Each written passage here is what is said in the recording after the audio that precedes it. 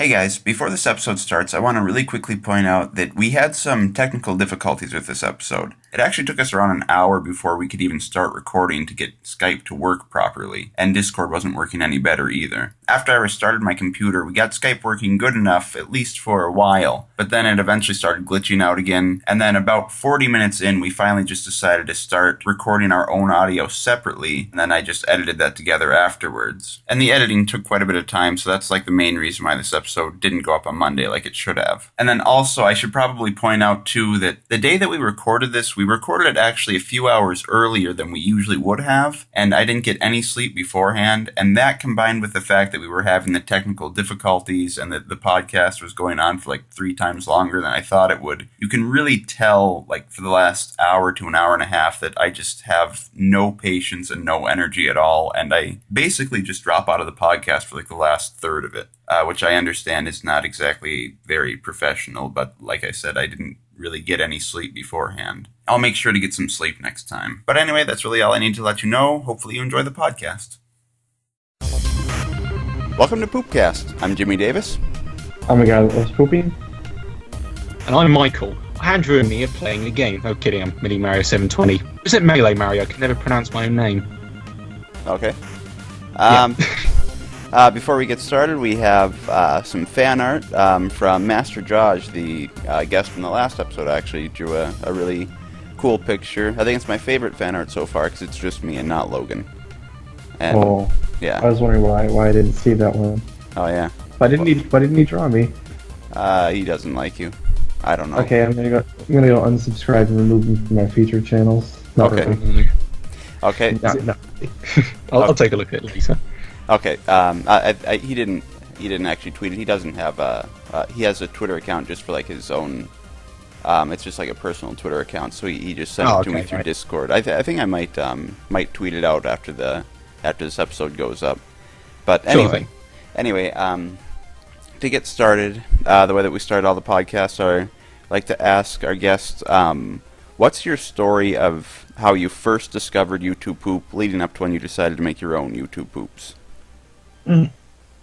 Well, I have it all noted down on a notepad because there was quite a lot to remember.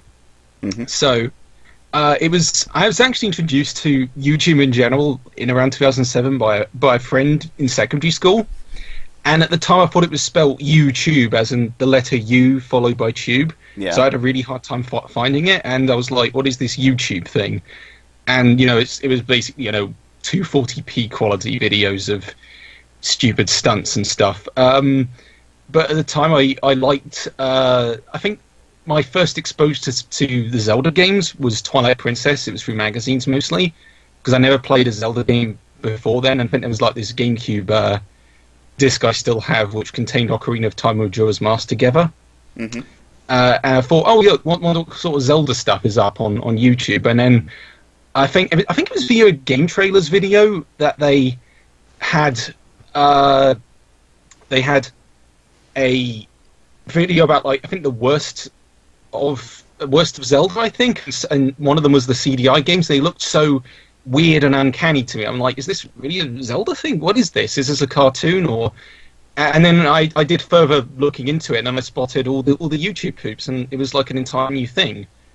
So I just kept looking at them, and I just and then there was Hotel Mario and stuff. There was the Weird Adventures of Sonic the Hedgehog cartoon, because we actually had a VHS tape of it in the house, but with no tape inside it.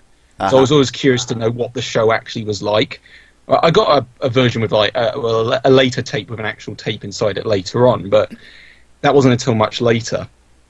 And I thought, hey, I'm making a username because my first console was a GameCube, so I thought, what should I make as a username? And I thought, well, why not? I play Smash Brothers Melee, but mostly as Mario, so I mixed the two names together, Meleemario, or Melee. I don't know. I still don't know how to pronounce it, and that's my own damn name.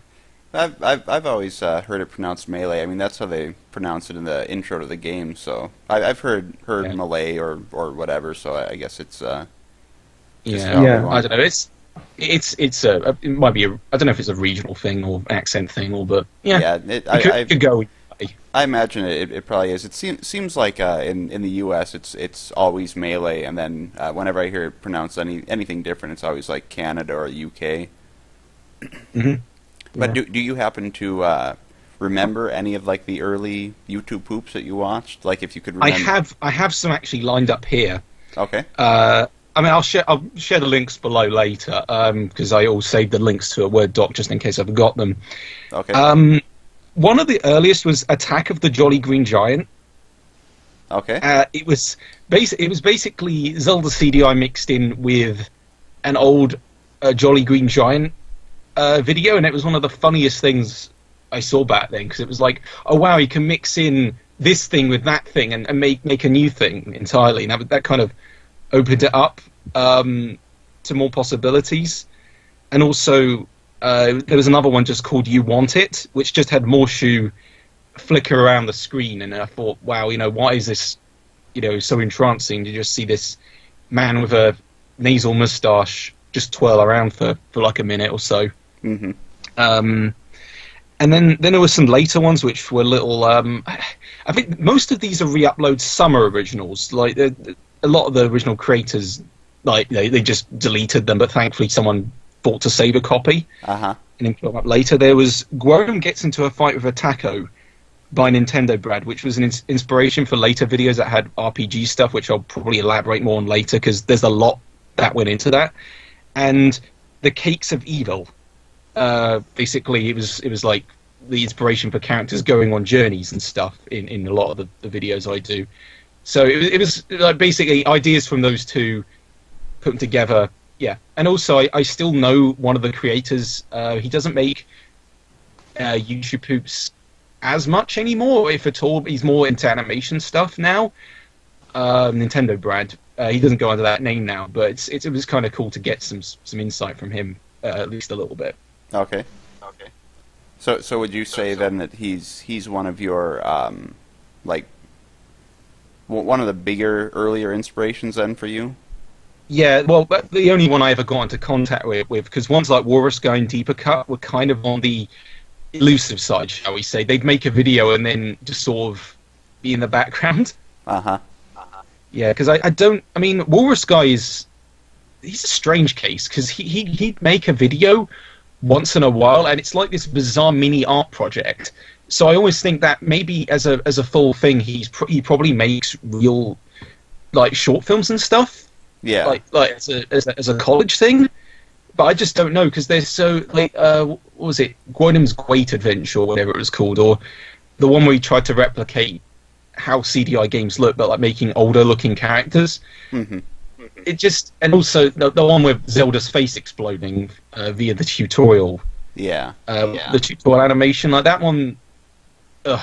Just like how do you come up with this stuff yet not overdo it? Like basically, he kind of releases them gradually, mm-hmm.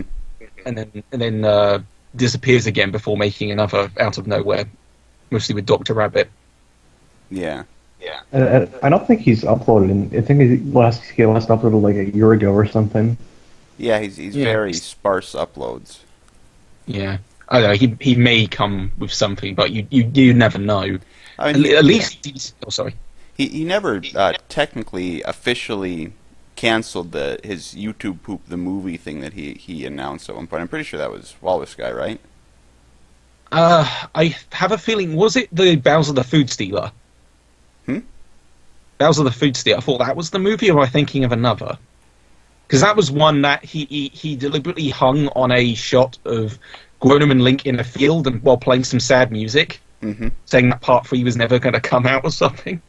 No, this was actually. I'm pretty sure this was either right. I think it was right after he kind of came back. He made this this sort of announcement for YouTube Poop the movie. I'll go check out his channel really quick, see what that is. Yeah, I really don't know this. I mean, I probably haven't looked at his in a while. Actually, I shouldn't because the browser might make Skype act all funny. So I'll look later. Yeah. For those of you listening, we tried for an hour to get things to work right. We couldn't get things to work right. Skype was glitchy, and we couldn't even figure out how to get the things to work correctly on Discord. So yeah, and it may have been down to my USB hub of all things, which likes to cut out my connection. But I just don't know, because even then that's inconclusive. It could have been any number of things, really. But hey, it's working now. That's what's important. So. Yeah, that's the main thing. But yeah, I also repeated for the early videos. I repeatedly used sounds from another Nintendo Brad video called "The King plus Reese's Pieces equals Craziness." Even in my most recent video, which I don't think actually no one's seen that yet because that's yet to be released, because it's for a collaboration which will come out hopefully this year. There's a sound where the king laughs faster and faster, and it's so distinct that I just keep using it throughout the videos, and I just keep spreading it out, just because it's tradition. It's there in several, but not in every video, so I don't overuse it. Yeah. Yeah, and also because it introduced me to Reese's Pieces, which aren't really a thing in the UK, I don't think. I think I tried them from an import shop. They were nice, but I wouldn't have a huge amount of them. Yeah, I do like Reese's Pieces, but I'd rather just have peanut butter M&Ms. I don't know if you have those in the UK. No, we have M&Ms are just they're a weird thing here. They still try to act relevant, but they're not, because it's like, hey, remember, this blue. I don't remember the colours. I remember red and yellow. It's like, hey, there's this red and yellow M&M, and there's a green one with breasts for some reason. Yeah. Like, seriously, they showed one that was like they were trying to make a green M&M sexy, which is the fucking weirdest thing. Yeah. It's just like, what? European food advertising is weird. You should see France and their attempts at trying to advertise Orangina. It's weird. Yeah. I know. I've actually really, when you think about it, any advertisement from any country really is weird. Like I know, to get people talking. Yeah. I know it was a really big thing just like a couple of years ago when like the Japanese commercials were kind of everywhere online, pointing out how weird they are. And I remember when that was going on, I remember thinking that just watching TV, if you just muted the TV during the commercial break so you couldn't hear any dialogue, it'd be almost just as weird. A lot of them. Yeah. Because that reminds me of like another early source people used, the Volvic Volcano. That was one that was on TV all the time, and the Frosty's Kid, which actually it was that Frosty Kid ad that showed up before film when it was a popular thing.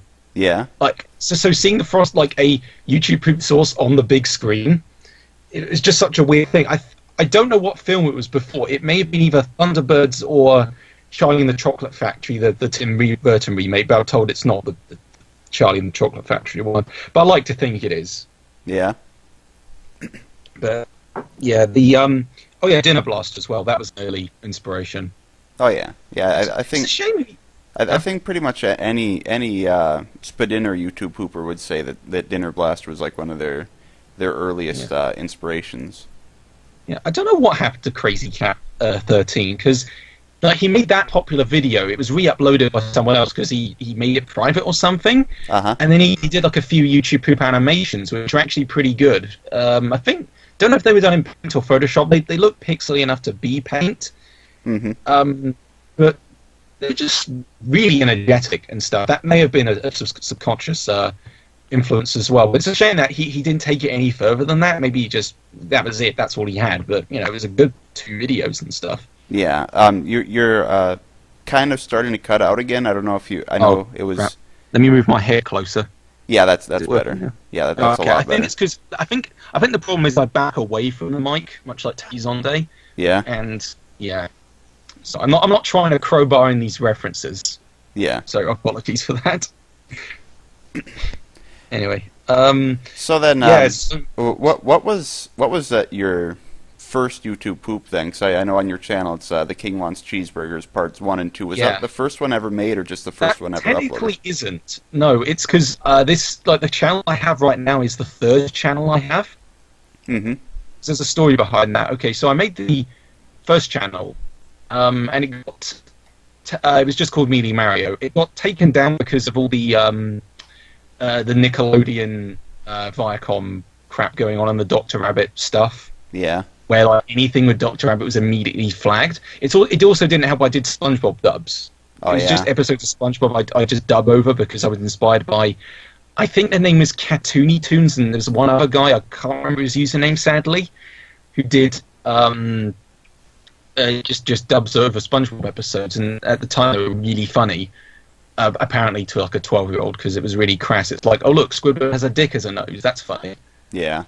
That's it. Yeah. So, and yeah, basically that was an immediate red flag for anyone using footage like that. And so I made a second channel, but I stupidly used the same email, so it immediately went down. So then I made a third one, different email. I'm still on it, and so I haven't really done anything wrong. So I must be doing something right. I guess it's not complete wink. Yeah, and then I think I actually compiled a bunch of old videos that I could recover because a lot of them did disappear, sadly. They were called CDI Madness. It was a series of about 13 videos, which were all just the usual stutter, blah, blah, blah, spadina crap. But there's like one that exists under a different title, and I uploaded them, I think, last year in a bundle. Just so I wouldn't have to spam my channel with, hey, here's all this stuff, and they think it's new, but it's actually, oh no, it's this old stuff. So put it all in one video. Yeah. So yeah, those were kind of my first, before I started to go more towards the King Wants Cheeseburgers route. So that was it. I wonder how many YouTube poops have gotten lost over the years. Oh yeah, if you want lost YouTube poops, have you heard of Insector? Of who? Insector. He was one of the people who I think did the very first Michael Rosen YouTube poop. No, I don't think I've heard of him. Okay, no. His channel doesn't exist anymore, it seems, but thankfully everything he's done has been re-uploaded, except for something called Mortal Kombat vs. CDI Universe, which I wish I could find a recording of somewhere. But I may have to I may just reinterpret it using Mortal Kombat X footage and just make it over the top violent and stuff. Yeah, I know that there's a channel. It's currently dead, privated all of his videos. I Am Baldus, I think is what it was called. What? Okay, don't think I've seen that one. What was the name? I Am Baldus or something like that. Okay. I'm still subscribed to the channel, and I think he did say he was thinking of coming back at some point, but he privated all of his videos, and I can't find any re-uploads, which is a shame because I remember them being pretty good. He did a lot of SpongeBob YouTube poops and stuff like that. Yeah, mostly any videos I really like, I immediately make a backup copy of, because you never know, and actually that's kind of saved some things like Michael Rosen sources in the past where they just disappeared entirely. Yeah. Because there was one I was actually looking for recently, just called YTP Magic Drugs in all lowercase, and it was the hardest thing to find because the title was so generic, and thankfully Rad Stink helped me find it. Because I basically remembered half the video and put it up as a transcript. So I put that up on Twitter, and then he came along saying, hey, is this it? And it's like, yeah, sure, thank you. Yeah. So at least that wasn't lost. So I mean, even then, it was re-uploaded quite a while ago, like 2008 or so. So I'm surprised. It's like, how did I miss this? Because it had a picture of Bowser as the thumbnail, or King Koopa, but he wasn't even in the video. Oh yeah. So that didn't help matters. Yeah. Yeah. But yeah, I just. Sorry if I'm sliding off topic slightly, but I've got all these notes here that I kind of want to cover because they're things I've never said publicly before, but I've kind of gathered mentally. But I don't want to overtake anything in terms of questions and stuff. Well, the point of this podcast series is just to kind of have a conversation with different YouTube poopers, and wherever it goes, that's where it goes. So sure, it's just like regular conversation. You never know what's going to happen. Yeah, that's fine. Remember Quebec Gamers and Yoshi Art for early sources before YouTube downloading was a thing? I'm definitely familiar with the watermarks and whatever, but I mean I didn't really get into YouTube poop until really just recently. Like 2013 was when I really got into YouTube poop, but I mean, I've been kind of watching it off and on since like 2008. Yeah, it was like an entirely different thing back then. I don't want to sound like an old man at all, but it kind of was. It was like, basically, it was easier to get those WMV files because to get most of my sources, I had to screen record them. And that was basically every single old video of mine, somewhere or another, has an old zdsoft.com logo in the corner in the screen recorder because it was the only free one I could find. Because I didn't trust YouTube downloading at the time. I did when I found a good app for it, but it was just not good for some sources because some were a frame a second. Like there was some clips from Mr. Bean and stuff. Like I find the source, screen record it, and sometimes if you look closely, you'll see the little play bar in the bottom from when that was. Because of course you can't crop in Windows Movie Maker, which yes I didn't stop using Movie Maker until about I can't remember actually I'd like to say 2015. I swear I stopped using it earlier. Yeah. Because I didn't get Premiere until like relatively recently, and even then it's a slightly simplistic version. Well, I only got it because it came with. Huh? You still used Movie Maker in Mean or Evil, didn't you? Yeah, and a bit of Premiere on our downstairs computer. I had to keep switching back and forth. Anything like explosions and green screens and stuff. That was all Premiere, of course, because you can't do that in Movie Maker. Everything else was Movie Maker. Sentence mixing was done in Audacity, and that's why it sounds so sort of choppy. In fact, there was a whole DeviantArt, what's it called, journal that someone did. That was a review of A Mean Evil, which was really surprising. Yeah. Yeah, and I mean that's a much later thing. I'll elaborate on that more later because I'm working in a more linear manner in terms of order the videos came in. But before YouTube Poops, I was mentioning the SpongeBob dubs earlier. Another one which is sadly lost video was something called Spirited Stupidly Away. Have you ever seen the film Spirited Away at all? I haven't, but I know it's a very popular movie. I've never really gotten a chance to see it. Yeah, it's like one of my earliest exposures to Japanese culture in terms of animation. Yeah. It may have been earlier than that on like some altered programs and stuff that I didn't know were from Japan. But basically, we took audio from that movie on another person's laptop. Me and my brother did, and we like dub over. Not dubbed over it. We took the audio, and he drew some crude MS Paint pictures.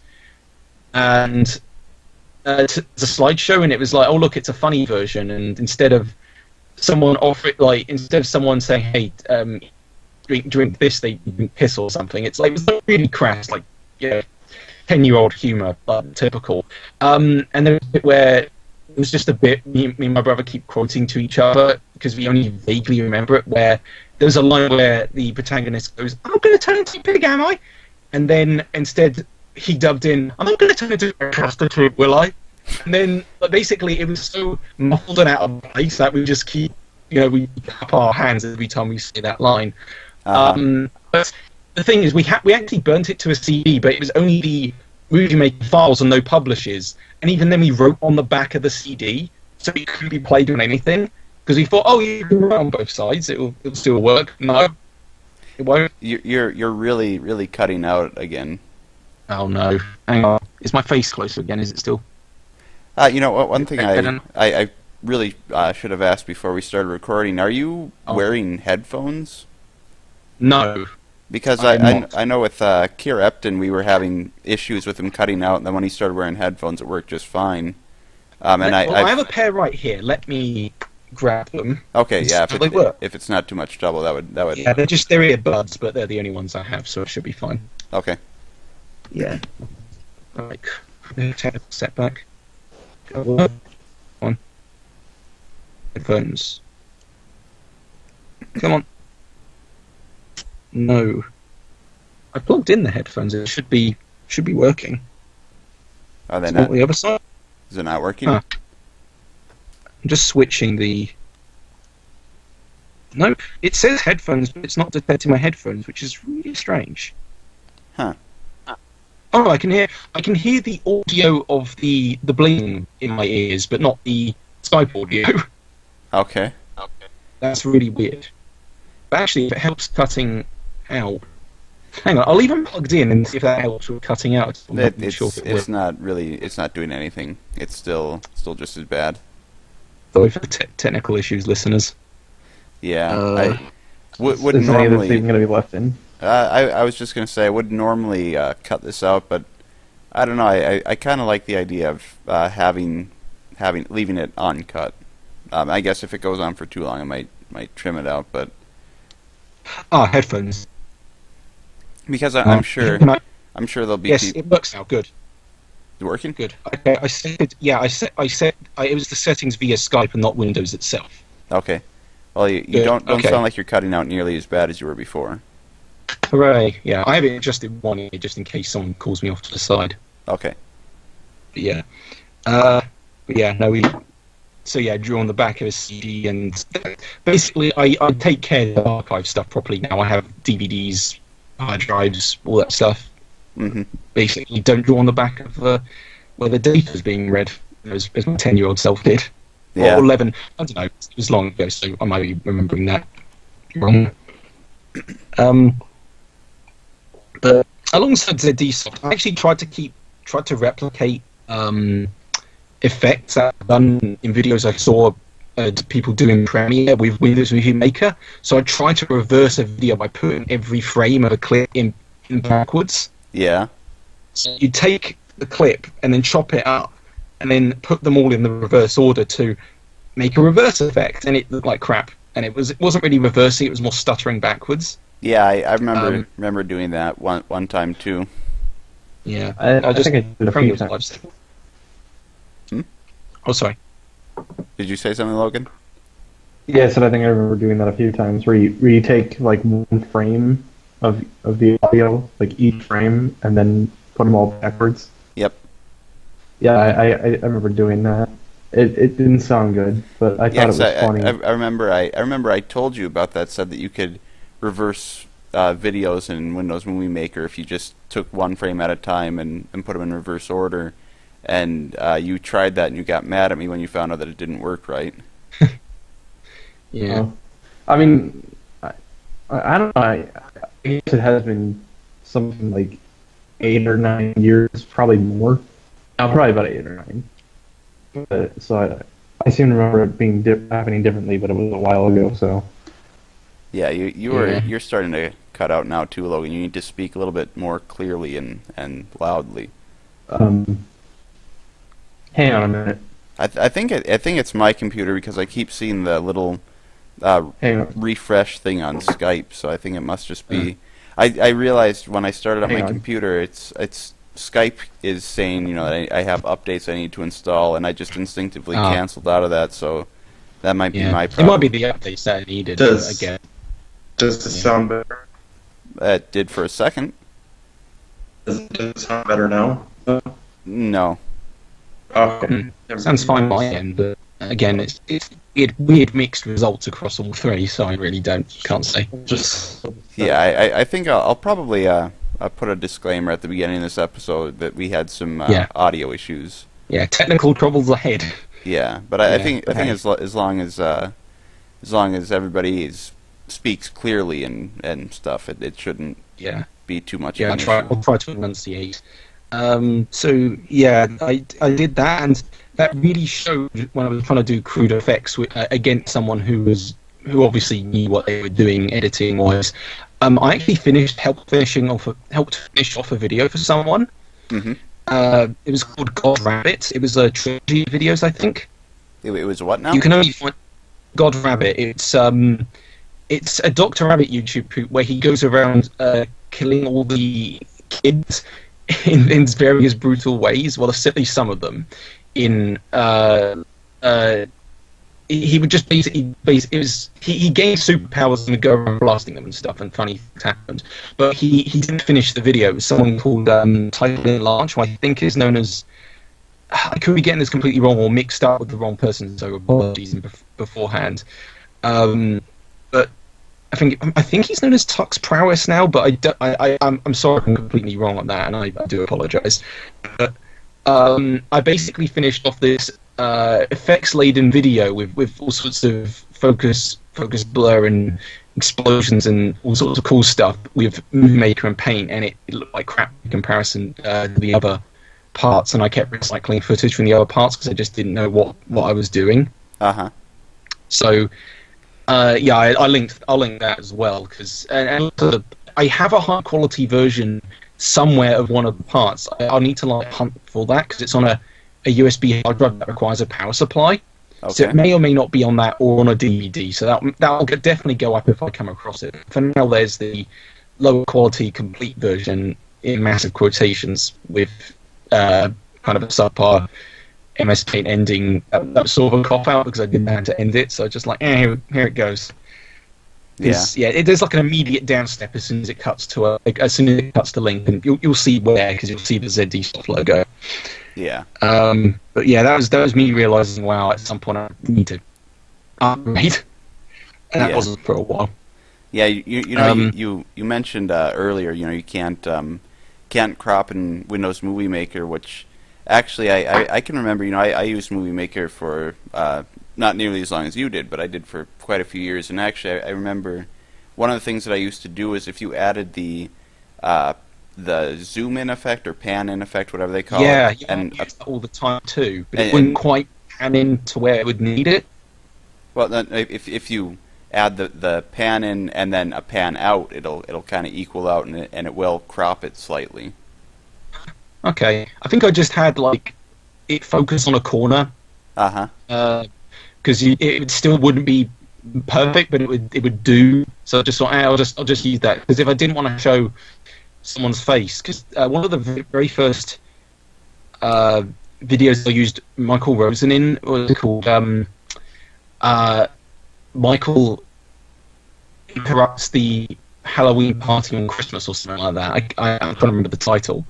I would load it up on the browser, but there was a shot where Michael says, "Hello, I'm Michael," and it's cropped, but his head is way in the right hand corner. That's as good as I could get it. It was to basically show he wasn't wearing a green jumper, because instead he was wearing the suit from Beetlejuice, because he's for some reason in a coffin and shoots lasers out of his hand. Yeah. But yeah, that's when I was like, I can't believe I didn't do things with layers with MS Paint, because it's just basically you had to get it all good in one take or not at all. And I mean, have you ever used MS Paint for anything? Oh yeah, I still use MS Paint sometimes. Yeah, it's good for cropping screenshots. That's all I really use for, or the occasional loop around something where I just like, here's a quick thing.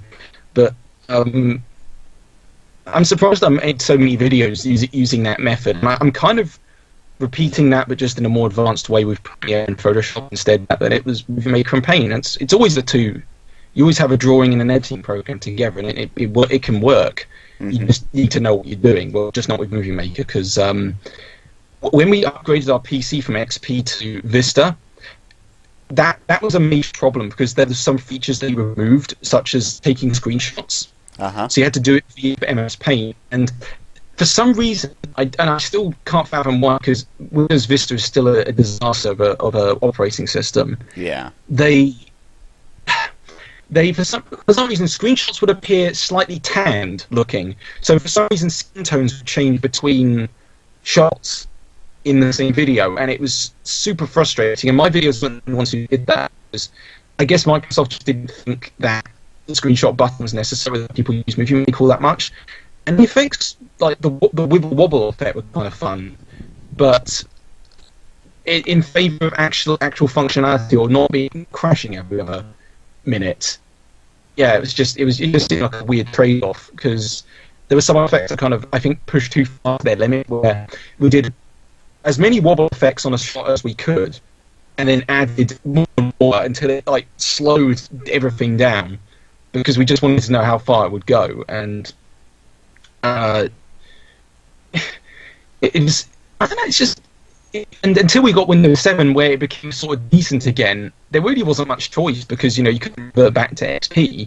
Yeah. And yeah, but no one could predict how much of a disaster Vista was. I mean, did you ever use Vista at all, or any experience? Yeah, I used Vista for quite a while. I don't know for sure if I'd say it's quite as bad as Windows ME. I've never used any, but I've heard horror stories. That one had quite a bit of issues, but I guess with Windows Vista it was obviously a more advanced program, so or operating system, so I'm sure it had more stuff that could go wrong with it. Yeah. And it in is Windows 7. Sorry. Hmm? Sorry, you continue. I was just going to say it's kind of hard to tell for sure, just from my own basic experience, which was actually technically worse. It's possible that Windows ME really wasn't even that bad. I just remember it having quite a lot of problems. Yeah. I still have like a 90 tucked under my desk for the occasional old game, but that's very rarely dug out. It's a huge beast. But with 7 Movie Maker it was a little better, but then I think they put back a screenshot button, but then even when I was making videos with it, I was like, man, I could do better than this, because with Mean Evil I was switching constantly between XP Movie Maker because it had some better functions. Windows 7 Movie Maker and Premiere for the occasional green screen shot. And I just thought, I just need one software program once, and thankfully that did happen later. But there's another thing in regards to effects, which I don't think many people try to replicate. It was using MS Paint and a screen recorder to move objects around the screen. Because have you seen the King Wants Cheeseburgers at all, or King Crisis? Yeah, I actually went through and watched all your videos one day, or at least all of your Oh, cool. Thank you. all of them from that series. Oh yeah. I mean, it took a while to do, and there's again more to it than meets the eye with how things went behind the scenes of those videos. But so I didn't know how to move objects on the screen. At first I thought, I'll use PowerPoint and stuff. That didn't pan out because it just didn't work the way I wanted. So I thought, hey, I make these fun RPG battles that were inspired by I think Gwome Gets to a Fight with Attacker video I mentioned earlier, where there's a menu, there are 2 characters on the screen, they attack each other. And for objects on the screen, there's... I don't mean to interrupt you, but you're really, really cutting out now. I'm really having trouble hearing what you're saying. Okay, yeah, so we had to stop recording quickly to sort some things out, because we're having a lot of issues right now. So we're all each recording our own separate audio. So from this point on, there shouldn't be any more glitches. It should sound smooth. Hopefully not. Hopefully, as long as everything goes according to plan. So you can continue. I guess you were talking about using MS Paint to kind of move around in a scene and stuff like that. I guess. Yeah, because that was like way before I learned how to use PNG images. Mm-hmm. That was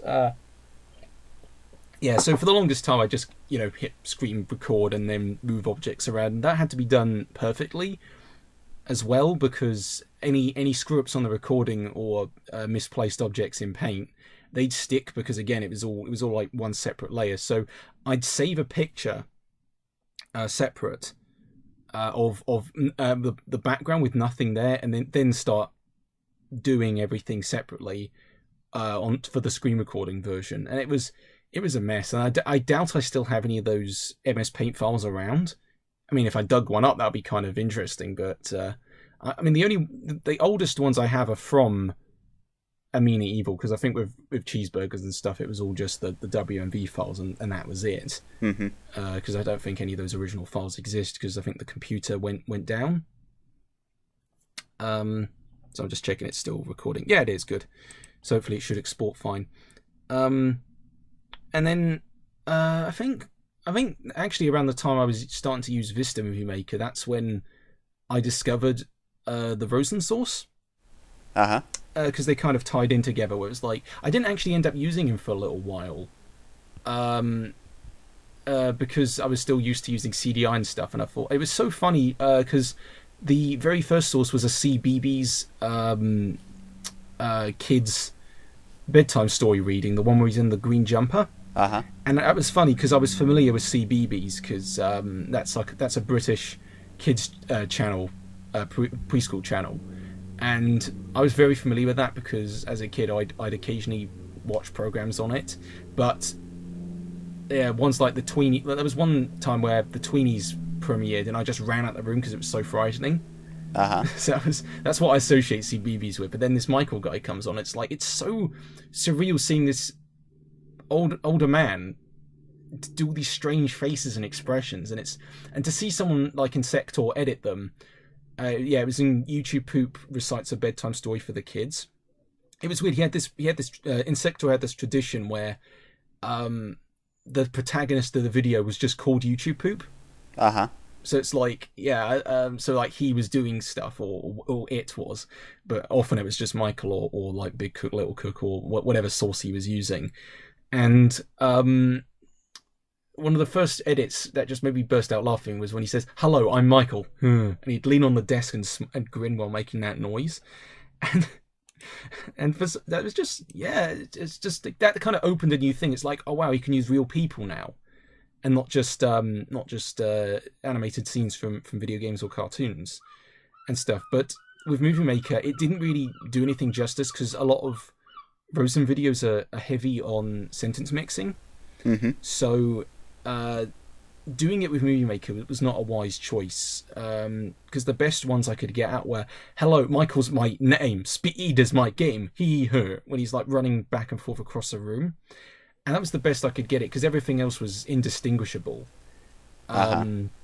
Because you'd have like a second more than you could, like with Premiere, you can pretty much cut it as is, but Movie Maker to sentence mix is never a good idea, and I thought it was hard with CDI most times to cut it, but nothing like Rosen. And then the quality of the videos would differ, because a lot of comments I got back saying, why is the frame rate so low in this shot? Because certain early white and grey background videos of Rosen's would vary in frame rate depending on what quality I downloaded them in, and I didn't realise that there was actually a massive difference between some clips.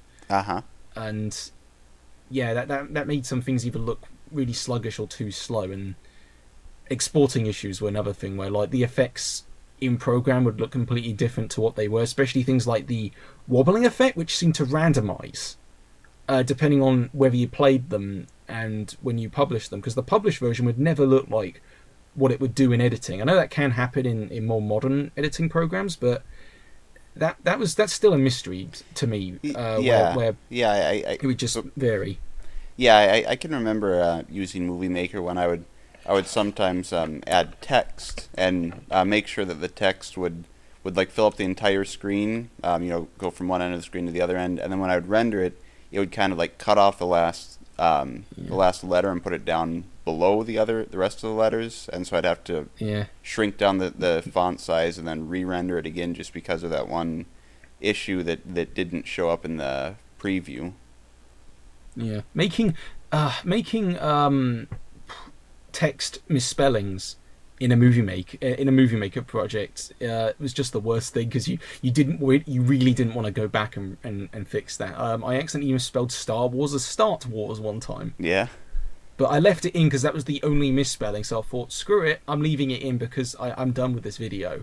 I just wanted to put it out there and stuff. Yeah, I still do stuff like that sometimes, even today when I might like make one minor mistake in a video and I don't feel like going back and fixing it.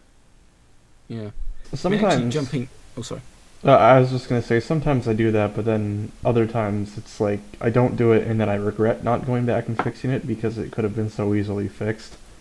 Yeah. Yeah, that's the biggest thing is I know I've done videos sometimes that take like maybe 20 minutes to render, and then I notice there's a mistake and I don't go back and fix it, and then I regret it every time I watch the video. So I'm getting better at going back and fixing my mistakes, but I still do sometimes. Like in my most recent big YouTube poop, the Larry Man Twice, there's a couple of very, very minor editing mistakes, but that one that took like hours to render because that's my longest YouTube poop that I've ever made. So like just for example, there's a CDI part at the end where I did like a really fast stutter loop thing, and there's like one frame that's missing for some reason. I don't know what exactly happened there, but it just goes black for one frame, and I just didn't bother going back and re-rendering it just for that one thing. Yeah. I mean, chances are you could just put the MP4 file back into Premiere and then just fiddle with that little one bit. Yeah. That's what I had to do, especially if it's effects on top of a shot and such. But with Movie Maker doing that, it was just there was no choice in that matter. I just did them in one long shot with no regards as to publishing them separately until Amina Evil. Mm-hmm. That's when I actually started to learn, oh wait, you can render this little bit, that little bit, that little bit, and then stitch them all together. I didn't learn that until doing that video, because everything else was everything else was just in one shot, and that was a much longer video. I think 40 minutes, which still eludes me the fact that everything I did fit within that. But with we're going. I got my notes here. Sorry. But yeah, before that with Cheeseburgers, like after all the weird non-story fit things, I thought, hey, I could probably try and tell something here. So I tried doing this thing where I thought, oh, what's an evil thing that I don't like, in a kid's mind and stuff. Oh, McDonald's, because it's a creepy clown. He could be a villain. Mm-hmm. And such. And I thought, he could be sort of sinister looking. Because I looked at some old McDonald's ads where, have you seen pre-red hair Ronald McDonald at all? Yeah, I've seen like the first commercial he was ever in where he just kind of looks. He's terrifying. Yeah. Yeah, he's got like it just looked like they took some hobo out of the junk. Exactly. And yeah, out of the trash. And just thought, hey, let's put a cup on his nose and a box on his head, and he makes food appear from mid-air like some sort of genie. Yeah, and then it's been a little while since I've seen it, but isn't like the last thing that he says literally something like, "I can't wait for you to come by so we can play," or something like that? Yeah, could so easily be taken out of context. Yeah, and that's why I thought, yeah, great, he'll be a good villain for like the CDI characters to go up upon. So I had this idea where like the king becomes a fast food like worker because he eats too many burgers, and ideas just kind of went from there, where it's like, okay, what ridiculous shit can I put them in now? Just to do and somehow make it an RPG and stuff, where like Ronald dies, he comes back, and then he makes a giant cheeseburger that floats up into the sky with the help of Sideshow Bob. It's just the Sideshow Bob thing was a complete suggestion from a friend of mine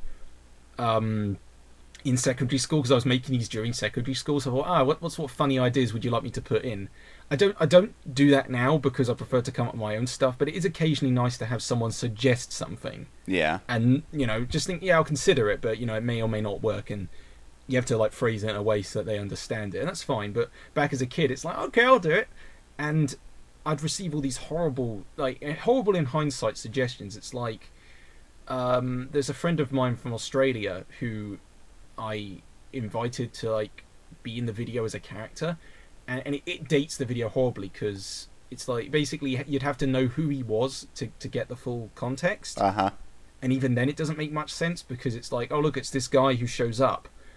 I mean, like nothing against the guy himself, again, we were kids and such. Yeah. But it's just that we just thought, oh look, it's funny because like we can put our own footage in, and I was going to put myself in there, but I just thought, no, we've got one person already, and in hindsight I was like, yeah, I'm glad it was just the one. And I thought, I mean, even then traditionally you're not really supposed to do your own stuff. I mean, to an extent you can, but it just feels a little cheeky otherwise, because the point is you're remixing things which are previously established things, so people would know what they are. Yeah. And that's the point of it, because then the humour comes from what you can take out of context. But if you put something already out of context in that context, it doesn't work as well. Yeah. It's like, oh look, hey Link, I'm talking to off screen in my bedroom. How are you doing? Yeah. It's just it doesn't quite work, and it's like you're cutting back and forth, and well, I had to just drop it after a while because it was just not working. Yeah. Well, I mean, the thing about nice thing about YouTube Poop though is that there really aren't any rules. So technically speaking, you can you can do stuff like that, and I know some people. I mean, I've even had some people get upset at the fact that I add myself into some of my YouTube poops by using like pictures. Yeah, that's fun. That's funny at least, because like it's like a little thing that pops up, and it's kind of shows, oh look, it's video by this guy, it's his distinct trademark. Yeah. I mean, I've never, not that I can remember anyway, never recorded anything specifically for a YouTube poop. I've maybe recorded like a sound effect or something like that, but that's not really a big deal. But Yeah. like The most if distinct I one was I mean bursting into the house. Huh?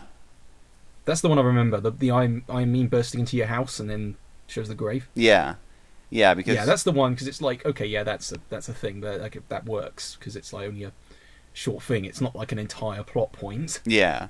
It's like you have to know this person, otherwise you don't get it. Yeah, I have Yes. actually. I kind of want to do this thing. I have an idea where I would do like a It wouldn't exactly be YouTube poop, but it'd be kind of like a YouTube poop inspired type thing where I would record like some sort of a sketch video live action and then insert like CDI characters and stuff into it, so like I'm interacting with the CDI characters. That could work as a short, like an experimental thing. Yeah, like I was That could be fun. thinking of I really want to do it, so I want to come up with a good idea. The best I can come up with right now is just this idea where the YouTube poop characters like come out of the computer and come into the real world or whatever.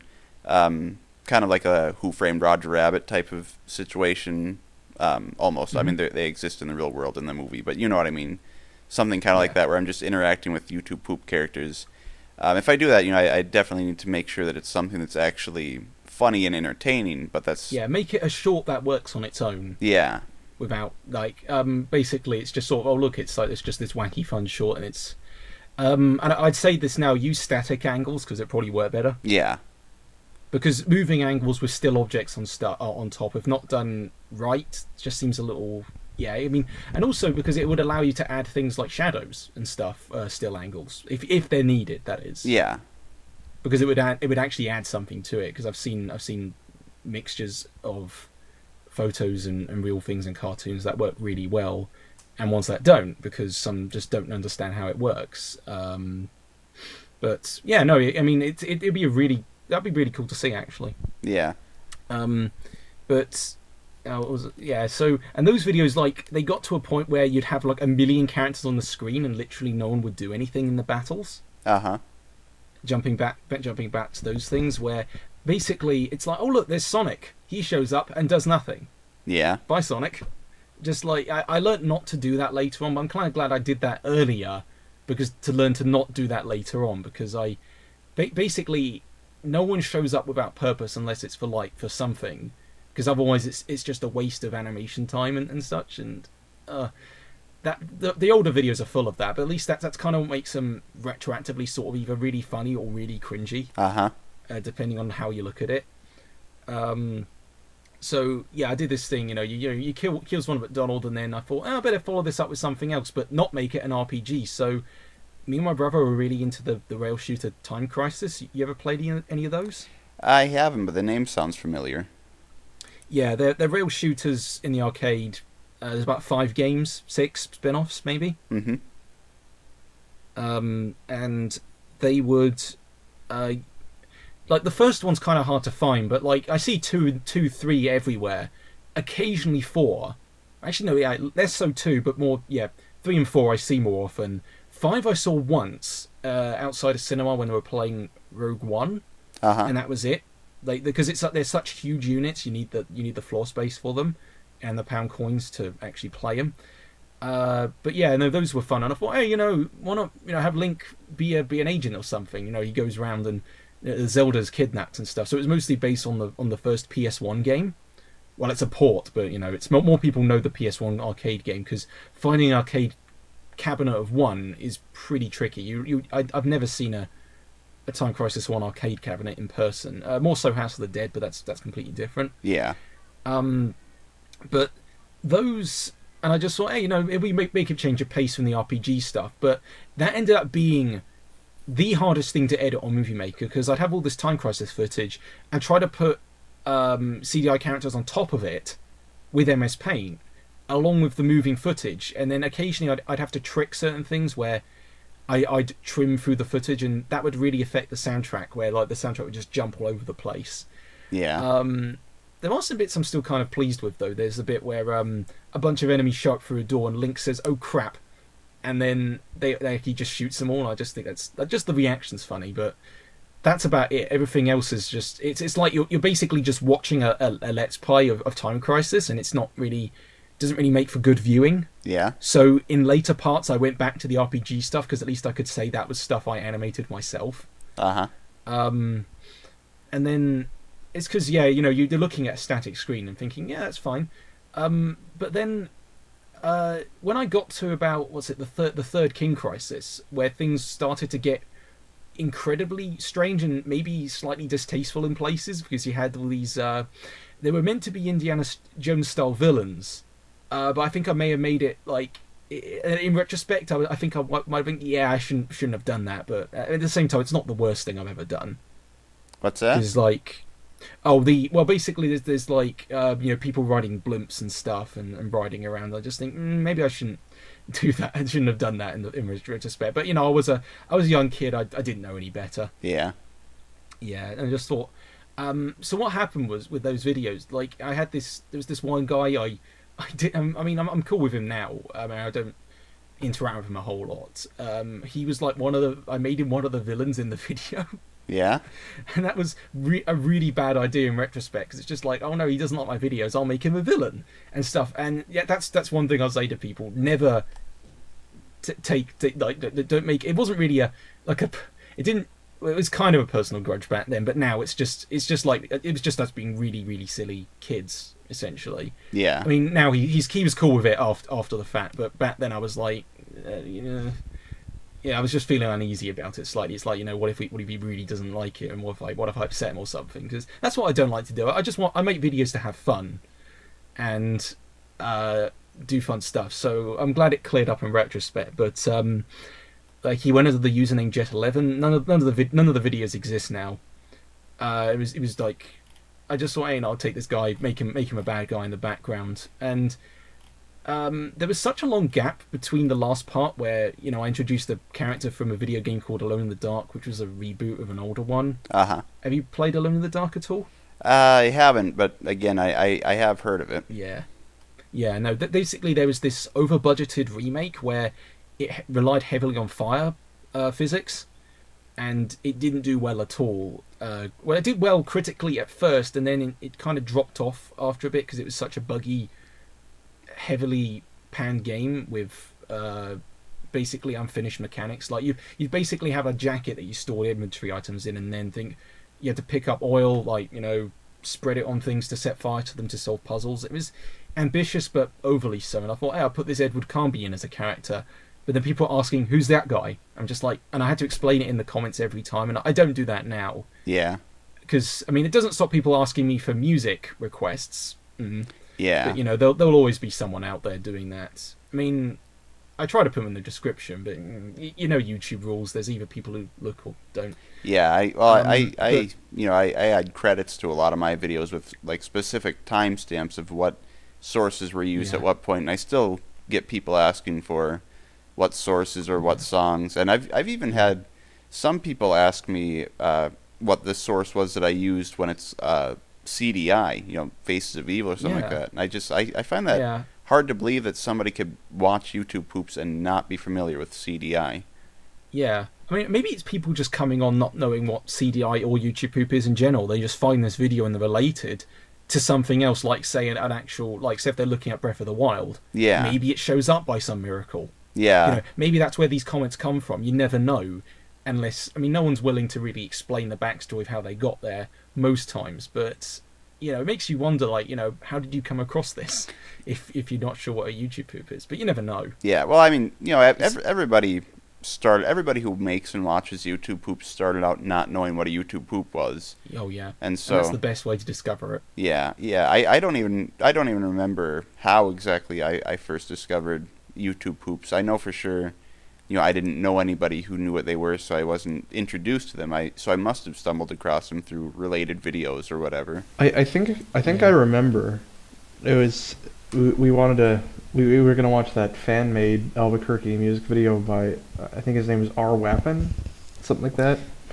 Yeah, and we accidentally came across a YTP instead of the original video. But I've mentioned before though that I'm pretty sure that I had already seen some type of YouTube poop before seeing that, because I do remember it used the the no clip from Hotel Mario, and I do remember thinking that I'd seen that clip before somewhere. And even then, I only watched like maybe 20 seconds of that YouTube poop. Once I realized that it wasn't the real thing, I clicked away. So that wasn't really an introduction to YouTube poop. Yeah, but that's the first one I remember watching.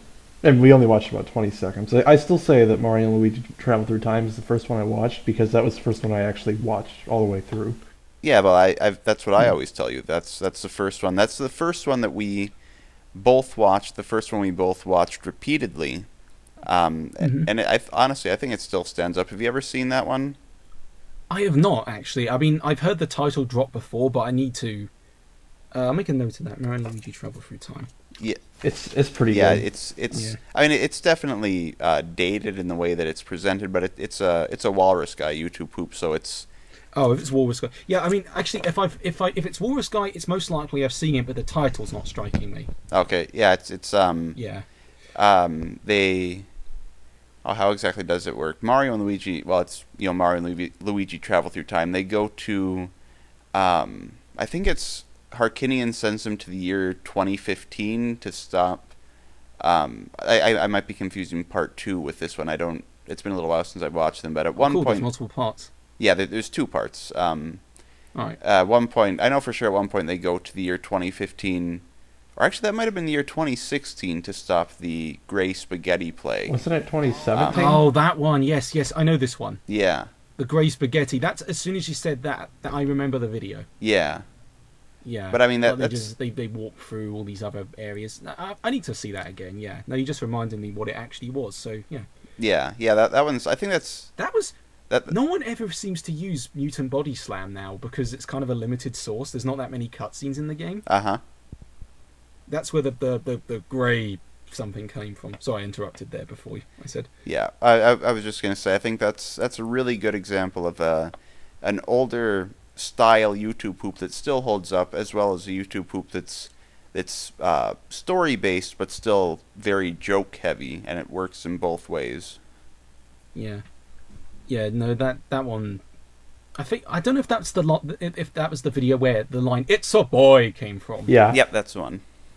Oh, that's the one. Yeah, that was just funny, because it's like, it's a mutant. Like, that line delivery was already very funny, but replace it with "boy," you've got 11-year-old me cackling on the ground. Yeah, that was one of the earliest lines that I remembered sticking out from that YouTube poop. I remember we found that line so funny, and it still is funny.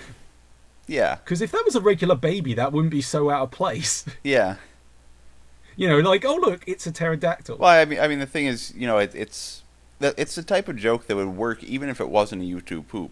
Just because of how weird it is. Yeah. Yeah. Because it just messes with your expectations. It's a pterodactyl, it's a monster, and his response is, "It's a boy." Yeah. But yeah. I was getting back to the King Crisis situation. So I did this video, and it landed on a huge cliffhanger after the whole Edward Carnby thing. There's all this car chases, destruction going on, sort of getting a little serious in a way. I mean, for a YouTube poop, and then for years, I just didn't finish it. There was huge people, like, basically the part at the time, the fourth part of the time, it ended on Link in a waiting line. Yep. So in a way that was very fitting. So in the meantime, I was busy with uni and college stuff, and there was actually a point where I was like, I did all these mini smaller videos with Rosen and stuff, and people were wondering, oh, when are you going to get back to this and such. And there was one when I went to college, I did a comic project where it was basically a retelling of The King Wants Cheeseburgers, but with art I drew myself, and in retrospect, it's pretty damn bad. I'll upload it at some point. Basically, I changed characters' names like Link to Leon, and gave Ronald McDonald blue hair. Yeah. Because the tutor said, "Oh yeah, you can do this, but don't make it conflict with anything else that already exists." And I thought, hey, I'll do this. Why not? And in retrospect, it was sort of fun, but at the same, it was fun, but at the same time, sort of a poorly did idea. I mean, there were some things that I kind of wish I did do in the video, like Ronald McDonald has a mech that he brings out of the building. instead of just standing as a regular person. I mean, I'll upload it in full. I don't think I have the PSDs anyway, but I do have a printout that I'll just scan in. And that'll probably add to some of the crappiness of it. Yeah. I don't remember when this was. I think it may have been 2012 or 13. I can't remember when, but it was a while back. It was before the PS4 was a thing. So I don't know. I guess that I define timestamps by consoles when they were released. So if that's a thing that people do, I don't know. But and then for the next year's project, I thought, I should just do a video. And what I did, I went out. I had to pitch it first. So I said, okay, this is a video that uses pre-made. So I had to explain in class in a formal manner what a YouTube poop was. Yeah. Which is surprisingly really difficult without trying to alienate anyone. And I think I managed to somehow convince them because I was allowed to do it. Mm-hmm. And I don't know how. I still don't know how. But I mean, they were very nice tutors, to be honest. So what we did, so I said, I'll take my own photos and shoot occasional bits of video and, write a script, and that'll be all the proof and stuff, and do some animation research. And there was a video I did where I actually showed the making of book, like the whole thing. I think the actual showing of the book is actually as long as the video itself, the video I ended up making. Yeah. And that was, and so I'd go out to where my dad filmed an old film using this underpass near a because he made a film long ago, I think in the 80s or 90s, that used this underpass near a bridge, and I thought that would make a cool spooky maze for Mean, because I hadn't used Mean as a source yet. So I thought, he'd obviously be the villain because he's by animation magic, he's sinister, so the CDI guys could go up against him. So I thought, they could I'll make this underpass that my dad used as a maze, and I thought, I'll use that. And we went back there; it looked exactly the same as that film from years and years ago. So I thought, I'll do that. And I filmed some footage where they're just wandering around, and I also took some still pictures for certain shots, and there was like things like Sabine's Bar, which was just a pub that was literally up the hill from that underpass, and we actually asked another pub before ours, hey, could we take some photos from behind the bar because I need them for this movie? And they said, sure. Yeah. So that was fun. So it was actually weird. I didn't explain what the video was. I just said I needed pictures and for a uni project. And they were like, okay, you can do that. And there was also like a shop I used for like another thing. Basically just taking in different pictures. And I was sort of... but doing it with the Movie Maker thing, that was, as explained earlier, that was still not the best idea, but it was the first time I actually used Photoshop for anything, and that actually did help alleviate some of the annoyance, because it was still a million PNG images for each scene, but hey, at least I had more than one layer to work with. Yeah. To do anything, because seriously, still images, they're a saver when it comes to doing anything remotely ambitious with moving backgrounds and a foreground image. Yeah. And that didn't really dawn on me until then. I was like, wow, I should buy this myself. I didn't actually get Premiere until university though. And even then it was Elements 13. That's what I still use now. And to be honest, it's actually pretty good. The Photoshop though, it weirdly doesn't pick up my Surface 4 Pro pen for some reason, but it will pick up the mouse. I mean, other than that, I don't need a pen to operate Premiere, but for Photoshop, that's sort of a little bit essential. I mean, with the mouse, it's okay, but it's just, it's not the best solution. But no, somehow I got a high score for that. Yeah. And I don't know how. I mean, before then, I was doing film classes in my sixth year at some other school, which I got some glass trophies for somehow. I mean, when I say trophies, they're more like cubes. Okay. Because I did a couple live action films. Because back then I kind of took a break from animation stuff. I thought, but this was before Me No Evil, so I just thought, I could take some of that film knowledge, apply it to videos and stuff. And I thought, I'll do that. I mean, if you ever, I know you took, you did that. You mentioned the thing where you put yourself in the video. But have you ever used your own photography other than yourself, or anything like that? I can really only think of one other time where I took a picture of myself holding a cell phone, so I could use that to have like somebody watching something on their phone.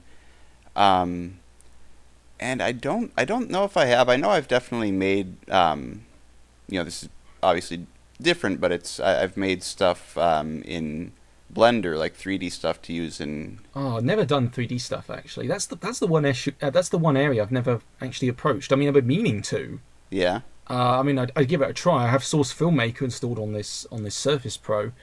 I don't know how to use it, but I will hopefully. Yeah. Because I've seen people do some pretty cool stuff with it. But no, it's all 2D for me because that's the dimension I understand. But I mean, that's probably a dimension a lot of people get on with better than 3D. I mean, not saying 3D is impossible. It's possible. It just requires a bit more persistence to get right. Yeah. But with Amina Evil, actually, that actually required some looking into how the CDI games themselves were made, and there's no insight onto how the cutscenes were done. Yeah. But most of them look rotoscoped. Like, do you know the term rotoscoping? Yep. Yeah. No, and I thought maybe I could make some more animations like this. So I did this thing where there's a shot where Gwonum is pulling up a he's pulling up a folder towards his face, and I used my real hands, and those are like all drawn over using the pen tool on Photoshop. And I colour them all in. And the colouring's the hardest bit because you don't want too much leaking outside the lines.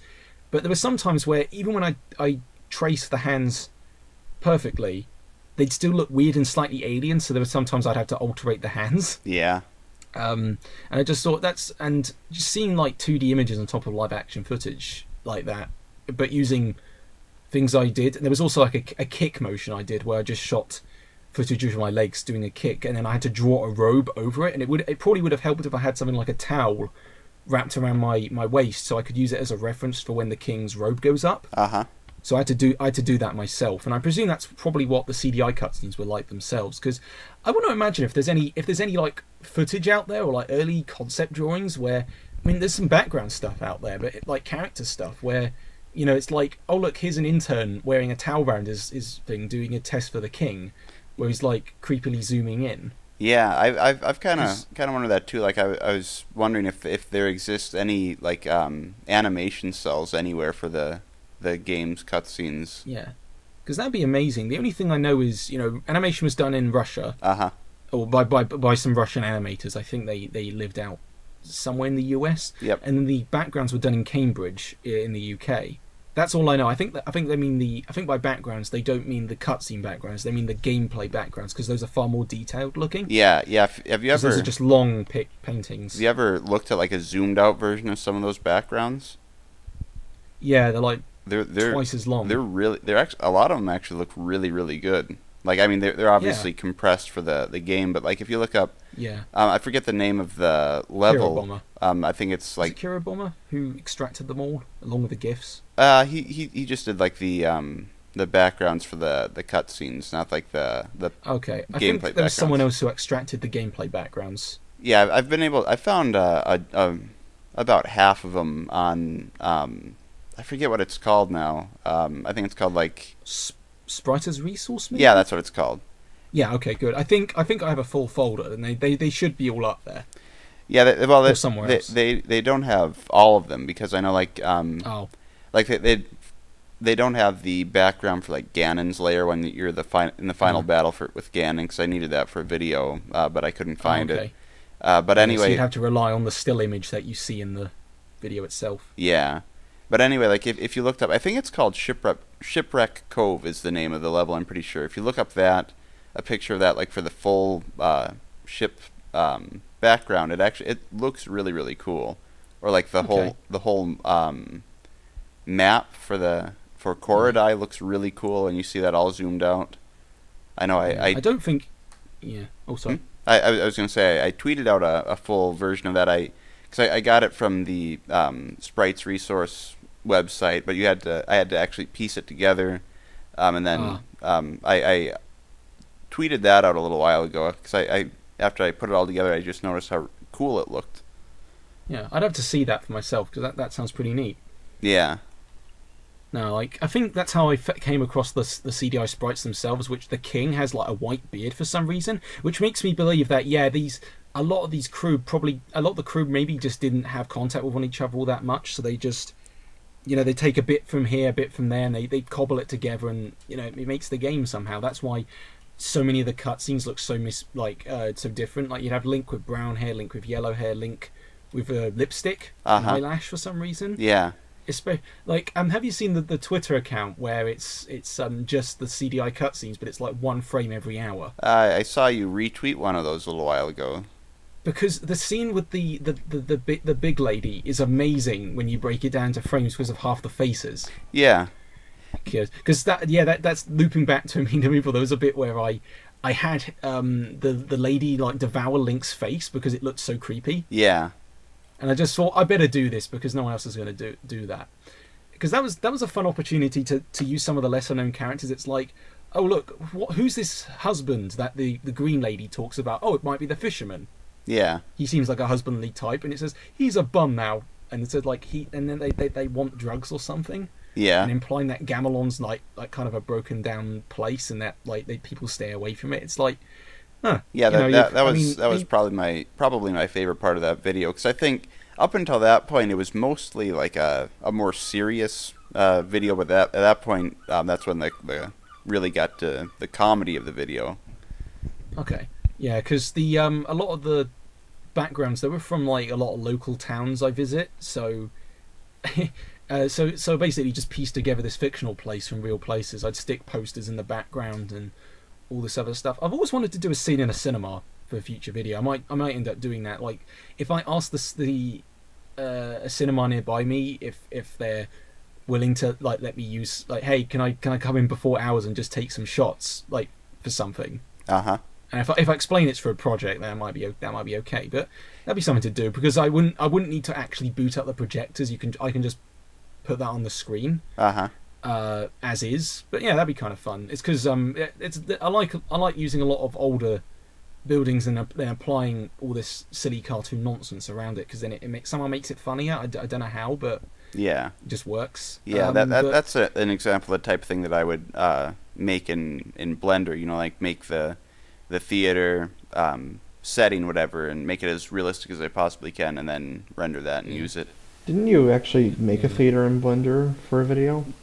Kind of. The Link Pirates a movie, my April Fool's Day video, that was all made to look like it was in a theater, but that was all made in Blender, but it was just used, I just used 2D planes instead of 3D objects. 2D to trick for 3D is actually one of my favorite tricks. Yeah. Like, well, no, not 2D as 3D. It's like when it's not like you're trying to deceive anyone, but it's like you use something 2D to give the impression of something in the third dimension, and that can work really well. In fact, actually, it can make a lot of things easier, because you don't have to build this full thing, and you just have this 2D object that acts like it would be there. Yeah. I mean, there are times you would need 3D for something, but only when necessary. Usually, but it can work either way for anyone. But yeah, that cinema thing, I found that funny, because it's just like, yeah, I've seen people whip out their phones before, but not to record a film. But I imagine, there's got to be someone out there who does that, and Link seems like a worthy candidate. Yeah. Yeah, no, he'd do that. Yeah, a lot of the real towns, and then I thought, I don't know, I mean, was it the office for the mayor? I just thought, well, no one uses the mayor as much, so I thought, why not just making this imposing figure who turns out to be a bit of a goofball? And the whole imposter angle, I just thought, well, they both have, Mean and Mayor Cavendish both have grey hair, why not, make it be a deception thing, where like, oh look, no, he's taken over the town and stuff, and it's just, I don't know how I managed to come up with half the ideas. I think it was just a bunch of notebooks I stuck together, and I thought, hey, this could be funny, that could be funny, but I didn't want to make it seem too sporadic, because I wanted it to be a thing that people would watch in not knowing what a YouTube poop was. So, and when it was all done, like, I mean, there was even some shots around, because there were some last minute additions, like the credits, which that had to make me pull a whole all-nighter, because the credits just keep failing and misspelling each other somehow. Yeah, I don't know, it was like something to do with credits and certain settings. It will like separate out the gaps and stuff, and I don't know if I mentioned this on Twitter before at all. It's probably a while back, but there were there was actually sort of an art gallery premiere for that video, like I stuck it on a MacBook and had a projector up, and it would like play in a little corner of a room while other people's exhibits were on. Oh yeah, because it was for a uni project. So yeah, I do remember seeing you tweet that. Yeah, and that's still surreal that I was allowed to do that. I mean, that one location, it was a bank which turned into this gallery where anyone could set stuff up. I mean, within reason, of course. It had to be through a uni and stuff. Yeah. And college at the time, and you'd set that up, and it used to be a bank, so you'd have all these spare rooms with glass in between them, and quite nice. And then it turned into an 80s diner afterwards, and then back to an empty building. Yeah. So it was like, I kind of wish I shot some pictures. I never went in that 80s diner. It looked cool and such, but too crowded most times. And I would have used that for like a couple scenes, but oh well, Google Images would probably be my friend, or maybe there's like another 80s style diner opened up somewhere else. I just don't know. But I tend to look for photo ops whenever I can for future videos, because a lot of things I take on my mobile, but I can upscale them to look nicer with some... Or just, if they look too blurry, I apply some focus blur to them so it doesn't look as crappy when blown up. Uh-huh. Most of the time.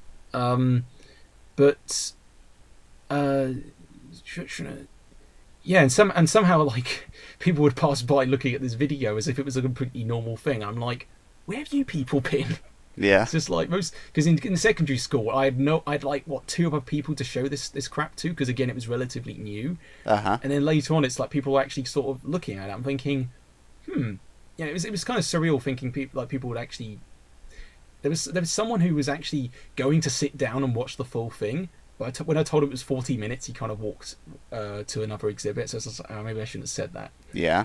But yeah, the fact it was 40 minutes came by complete accident as well. I was expecting it to be at least 20 or 30, but I think 40 was due to all the maybe the technical drawbacks in a way, like they kind of drew out the video in some manner, or it's because basically I was working them on in different parts, so I didn't know how long each part would be.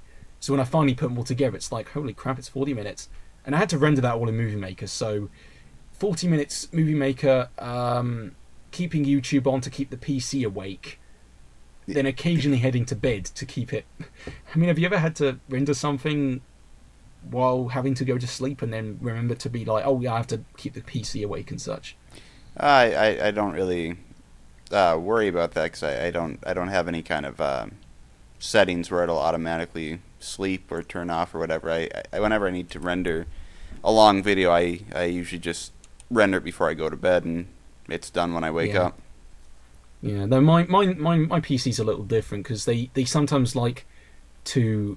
I mean, Windows 7 is kind of redundant now, but they still ask for updates occasionally. Yeah. And they always seem to come right in the middle of when I'm in something important. And it's like, nope, I don't want this now. I can install later, but right now I'm rendering something. Oh, yeah. It said, yeah. Installing in 10 minutes. Yeah, I do. Like, I guess now that you mention it, I do get that kind of stuff. But usually, I don't know if it's just me, but I swear that always happens right after I turn on my computer. That's when it needs to update and restart. I mean, my 10 hasn't asked for an update recently, but I know one will probably happen next week. My Mac, I've never actually updated because I don't own an iTunes account to apply the update, and I refuse to get iTunes because iTunes looks like a piece of crap. So yeah, we're kind of in a stalemate with the Mac, but not so much with the Windows. The Windows, I can accept the updates because at least I don't have to be signed into anything or have to use it. Uh-huh. But yeah, it's because I don't know, Apple just wants to make it the most inconvenient thing possible. But yeah, I still make videos on... Well, basically, the Mac is my editing machine now because it seems to do certain video things better, but Windows I still use for the drawing side of things. Yeah. For that sort of thing. So I'm constantly hopping between 3 different machines. Well, not so much for the 7 now because I swear it's just dying on me. But I've still got files on there. I've copied, but I'll make second copies of just to make sure I absolutely have this one Rosen thing. But yeah, just the fact that was done, and then I left it for a while, did a few more shorter videos, and then I finished off King Crisis when I got my hands on Premiere, and that was between uni projects. So I was doing a lot of radio stuff. This is why I wanted to do the podcast thing, mostly because I hadn't done a major radio type thing in a while. Mm-hmm. I did a couple crappy ads, and they're on SoundCloud, so you can listen to those if you wanted. I'll link those below. They're basically like fake ads for like a video game and some other stuff, if I remember. It was like it was a fake talk show. That's what I did. Okay. So yeah, I'll link those below. But hopefully I've improved since then, because my recording knowledge wasn't exactly the best then. So between those, I did finished off King Crisis. So what I decided to do was completely, basically tie it in, yet completely erase everything behind it, if that makes any sense. I don't acknowledge half the unnecessary characters who show up, like Jack Sparrow and the live action people and stuff. And then, like, not to say they weren't important, but it was just like, it was sort of like a soft retread in a way, a soft reboot in a way, but not really, because it was still continuing. Yeah. And then because at first the whole fifth part was going to be mostly a Phoenix Wright starred court case, and looking back on those old notes, I was like, wow, this sounds really boring. It's like, is this guy a thing? Who's this guy? Isn't? I just thought, why not make them all robots? Make them all robots, and they lure them to the police building, and then like a crazy action scene happens. Then they get out of the building finally, because Link's been standing in a line for 5 years. Well, not literally, but like in real time, yeah, he would have been. Yeah. And put him out on the street where like there's like less turn-based stuff, but more actual action going on. That was also another video where I shouldn't have done that in like all in one take, because that was Premiere, and there were far more effects and flames going on, and I kind of learnt that you can't apply a rumble to a GIF animation without it crashing. You have to apply it to a PNG, and I thought, I did this stupid thing with older Premiere videos where there's an earthquake effect, and if is there a thing in the background? Oh, can you hear that? Oh, sorry, that's okay. No, there was an earthquake effect in the background, and I for some reason shook only the background but not the foreground character, and it made like a lot of rendering issues happen, like in terms of like pixelization, because I have to render in mobile quality. Yeah, it's still in like 1080p. Because the PC editing, the computer rendering option, for some reason it separates every single layer, and I have no idea why. So I stayed away from that setting, only resorted to mobile, and so every video I do now is always published in, it's actually an iPad format, but it's in 1080p. Yeah. So it actually resembles decent quality. I mean, did I ever mention that before or not? Because do they look like mobile videos to you or not? No. I'm surprised. I was surprised. Yeah. No, because at first I thought, it's mobile quality, it's going to look like crap, and I thought, actually, this seems to work. I think what they mean by iPad/mobile is simple publishing options. Yeah. Because I think basically it's like, you have advanced, you have easy, you have advanced, then you have like expert, and I think that was I was editing at expert, but I was exporting at expert, which wasn't my bag. So I thought, I'll do that. With the King Crisis thing. So it was kind of like a weird capper where Burger King is there and he attacks everyone, and I thought, well, and I somehow I did a thing where originally it was going to be Colonel Sanders, like under the Burger King mask, because the Burger King mascot is already kind of creepy. He had his own video game where you snuck around to give people burgers. Yep. I've actually played it. Don't you? You have? Oh yeah, you're lucky, because that was an NTSC only game. I can't play it over here. It's not good. From what I've Xbox seen, you're not 360's missing mostly anything. region locked. Yeah, it's not very good. I think I played it for about. That's why I want it. I think I played it for maybe an hour, maybe, and then I'm not getting rid of it because it's just so bizarre. I have to keep it. I wish they did more video games with fast food giveaways, because then I'd actually go there to. It's just, well, I mean, nowadays it would mostly be a downloadable thing, and that wouldn't be nearly as funny. Yeah. Because there's no like physical box to prove this thing actually exists. I just have Sneak King in my. The other two games look a bit crap, to be honest, but Sneak King looks so bad it's good, but not really good at the same time. I have one of the other ones. I'm not sure what it is. It's like a. Was it Big Bumpin'? There were three total. There was Big Bumpin', Sneak King, and something else. Oh, the motorbike one. I think it's Big Bumpin' and Sneak King that I have. Yeah. I found them at a pawn shop. I think they're like $2 each. I want to go to some American thrift stores, but I've never actually been to the US in general, so I just think, well, I'd have to hit up some thrift stores if I were there, but then not carry too much. It would have to be video games in flat boxes, because otherwise those are the easiest things to take back. Although the region locking might be a problem, though. Yeah, well, unless it's PS3 or PS4, in which case there's no problem. Well, or Vita. PS2, unless it was... There's actually a lot of exclusive NTSC-only games that were never released in PAL regions. So, yeah. And then there's also the Game Boy and Game Boy Advance and Nintendo DS are also region PSP free. as well. Not the 3DS for some reason, though. Yeah, that sucks, because there's a load of... There's a bunch of... Well, actually, no, the weird thing is, if you get an NTSC 3DS, you can actually play Japanese and American games. Wait, really? Yeah, because they're both in the NTSC region. There's NTSC US and NTSC Japan. I might have to import some games then. Yeah. Now that I know that. I mean, yeah. No, that'll be worth doing. I don't think actually VHS tapes aren't region locked, and I have some US DVDs that are and aren't region locked. Are you sure VHS tapes aren't region locked? They are not. No, I have a American copy of Beauty and the Beast that works just fine on a PAL player. Okay. Yeah, because I Googled that, actually, and it said that they are region locked because... Maybe it's some that are region locked. I don't really know. Region locking's it's a thing that shouldn't be around, yet it is, so... Yeah, it's dying out, thankfully. It must... I was going to say, like all three of the major consoles right now, PS4, Xbox One, and Switch, they're all region-free. Yeah. Wii U region locking was a major bugbear for friends of mine in the US who wanted to get Project Zero, or it was like Fatal Frame / Project Zero, but it's like a horror game series, and the Wii U one was only released in PAL regions, so anyone in America could not play it if they wanted a physical copy, and a physical copy goes for like £100 now. Yeah, I was just going to say, didn't that get released digitally here? But yeah, it did, but you'd need a USB stick to download the damn game, because it's bigger than the... It was such a stupid way of releasing it, and the thing is, it's a shame because it's actually a pretty damn good game. Yeah, I never played it. And I want to stream it sometime. Yeah, I never played it.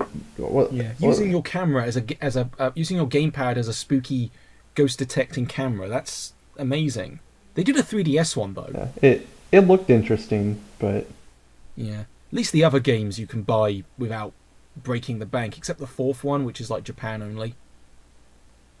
Yeah, so fuck region locking.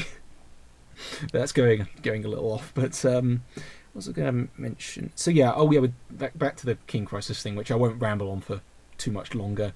So I just thought, basically, just my mindset at that point was just cap it off. You have other things to do, but make it a fun thing that just embraces how ridiculous it is.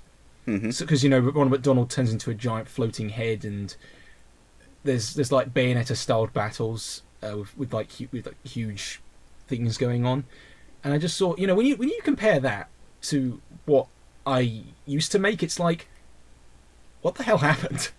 Yeah. But in a good way, though. It's just like, it kind of shows improvement. And I listened to this on your last podcast where, if you don't keep your older videos, you don't show how much you improve. Yeah. And yeah, that could be held true of a lot of people. And there are some people's older videos I would like to have would like to have seen if they had saved them, but sadly they just don't sometimes. So yeah. So that so I make sure to do that. Does raise a question then. Would you ever consider remaking some of your old videos, like maybe condensing some of the earlier King Crisis or King Wants Cheeseburgers videos? I probably wouldn't. I mean, it's not like it hasn't crossed my mind. It has. And actually, with King Crisis, King Wants Cheeseburgers, someone actually did do a remake. Yeah. Somewhat by someone called Corruptendo. I think is around under another name, but I can't remember. I'm sorry for that if you're listening. But it was called Cheeseburgers Reloaded. But apparently that one went through some slight trouble because he made the video, but it had like a major crash in like rendering and it completely wiped it out. So he made like a second quick version. Okay. That was sort of sloppily put together. So that's the version you see now. And, I would have liked to have seen this original version, but, he didn't. Yeah, it's just... Oh, well, at least we have this A version to see. And it was kind of a condensed version that someone else did. So that was interesting someone else would do that. It kind of showed that,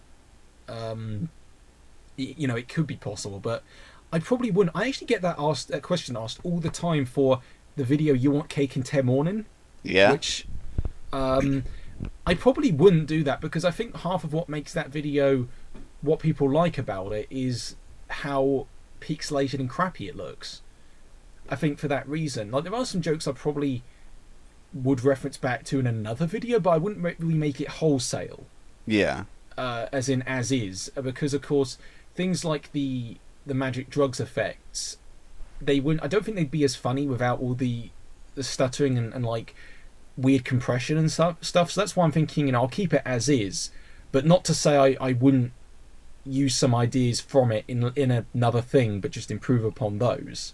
Yeah. If that makes sense. Well, you could do a sequel to it. Do You Want Cake in Tonight? I don't know. Maybe it'll probably be something else entirely, or I might even save that for Mean Evil sequel, which I'm still jotting down ideas for. Yeah. Probably they sneak into some sort of drug den by accident, and then it gets set on fire, so the fumes. Something happens with the fumes. It might not even have to be drugs. It could just be dinner, and like the smell is so overwhelming of all this delicious food that it makes the king high. Yeah.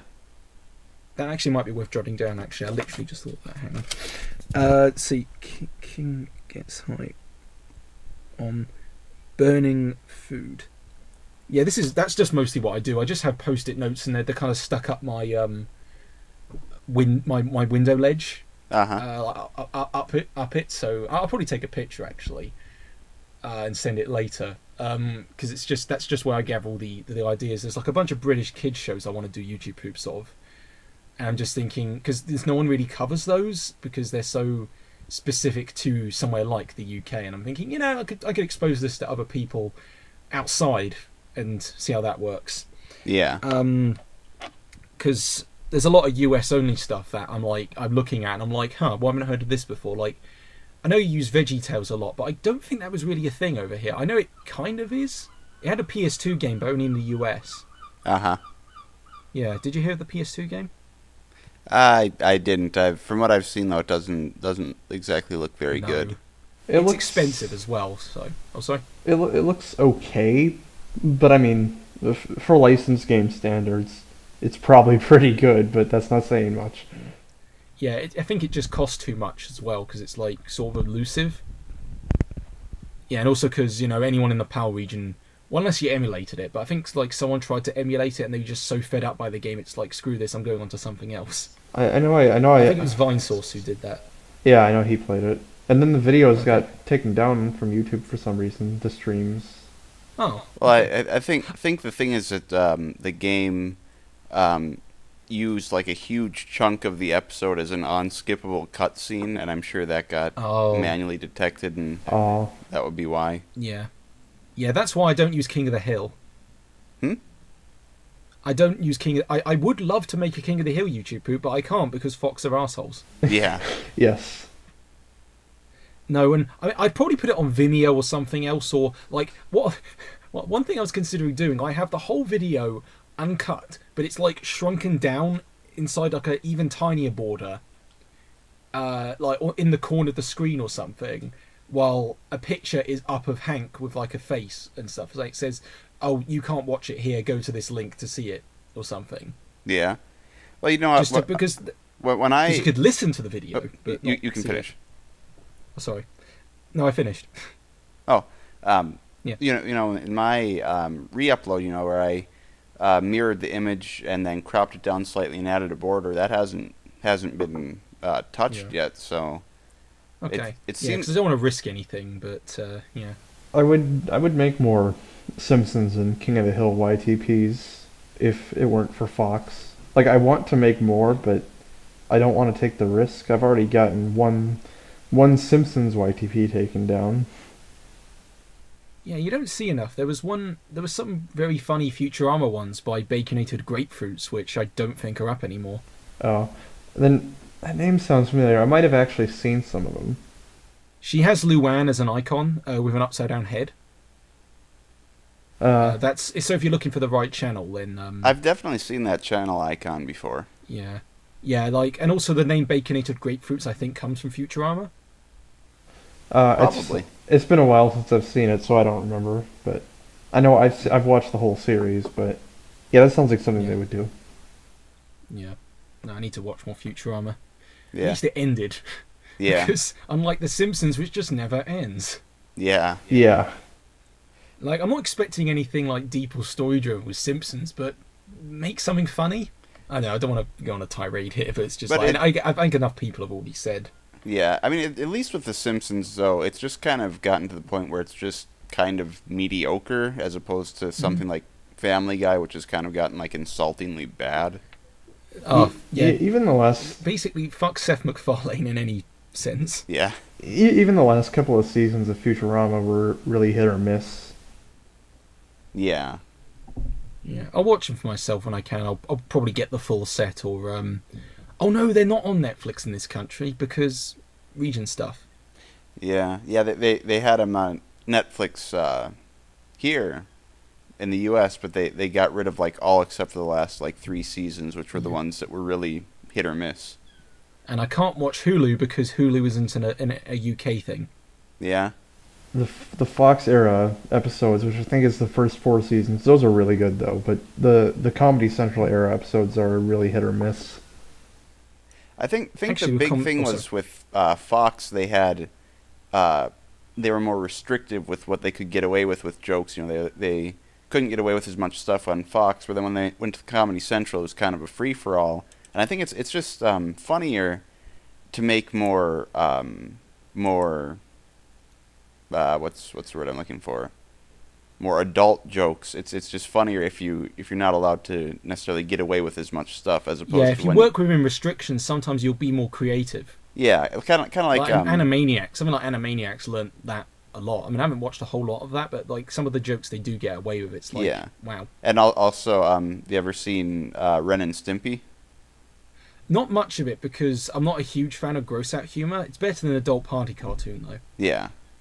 Yeah, but I mean that's another show that's That's what's funny is about the DVD set I own is that it says it contains cartoon gore and one use of strong language or something. I think that might be due to the commentary, but that was really surreal to see on a Nickelodeon DVD. Yeah. We were actually at a store me and Logan were in. You know, there's this whole rack of all these Nickelodeon DVDs, and then there's one that's like a Ren and Stimpy collection, and it's, you know, very clear that it's like they're the uncut episodes and whatever. Yeah. It's clear to point out that it's for adult collectors. Yeah.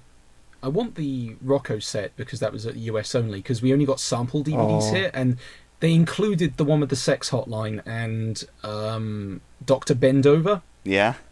They included those, and those were PG, so those were fine. I am missing one of them though. I can't find it next to my DVD of Kung Fu Hustle. They've just gone missing.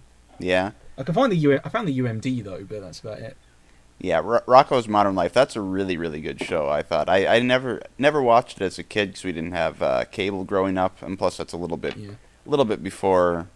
I think that was I think it went through 1997 is when it ended. I'm pretty sure. Yeah. Or it might have been 96, somewhere in there. It was never on when I was on. We just got crappy British cartoons, like, well, not even British ones, but like some Canadian imports, like Butt Ugly Martians and stuff. Oh my goodness! That was horrendous, and they interacted with these awkward co-hosts who were trying to be all sorts of cheerful and stuff with these like CGI aliens in front of them. Like for a special or something, and it was just like, it's not the. I mean, I could list off a ton of crap that I was exposed to, basically because I learnt that not every cartoon is actually good. Yeah. When I was a kid. Like, let's see, there was the Cramp Twins, piece of shit. Yvonne of the Yukon, fucking gross. You know, I mean, Dave the Barbarian was great. Yeah. That was actually funny. That one never got a DVD or VHS release though. Only TV recordings. It's in the vault somewhere. Yeah. Actually, if Disney ever does that new streaming service, put up Dave the Barbarian. Yeah, that's you know, a lot of people are kind of kind of upset about this, about Disney, pulling from Netflix and everything to make their own streaming service. I never saw much of Disney's content on UK Netflix. They had that Cinderella live action version. That was it. Yeah. Well, and a few Marvel films. In the US, they have like all the new Marvel movies that come out and all the new Star Wars movies. Marvel movies. That's about it. But anyway, I know a lot of people are kind of upset with that. But now that you mention it, if they go back and if they start releasing shows that, like their older shows that you can't get anywhere else, other ones are basically ones that I saw bits and pieces of on TV, but never really saw the full picture. I mean, I could use other sites, but I do want to get this stuff officially on DVD. It's just I have to import from the US. Sometimes Australia if it's Cartoon Network. Seriously, for some reason for Cartoon Network stuff, you just get you either import from Australia or nothing. Yeah, I know. Like the Amazing World of Gumball. I know when we were talking to Kier Epton, he's from Australia. We were talking about Regular Show. I don't know if you've watched Regular Show. Yes, I'm on season 8. I've not watched all of it yet. Okay. But the DVD over here, I think, was censored. They replaced with Plank. Yeah, that's And it doesn't include all episodes, but in Australia, you get season 1 and 2 together. Yeah, but the thing is, it's a US produced show, and I don't think even actually there is a US DVD, but I think since Australia's in the PAL region, you think it would work. It doesn't. My Gumball DVD, I have to play through VLC to actually watch it because for some reason my PS4 locks it out, even though I'm in the PAL region. But this other Australian DVD I own actually it's technically New Zealand, but it's the same region. Something called Foot Trot Flats. Isn't region locked, so it's just like I don't know what's up with that. But hey, at least I can play it in some manner. It's just annoying. Yeah. But with Regular Show, there's actually a whole YouTube channel dedicated to showing the censors that were made in the UK, and they this man has stopped living.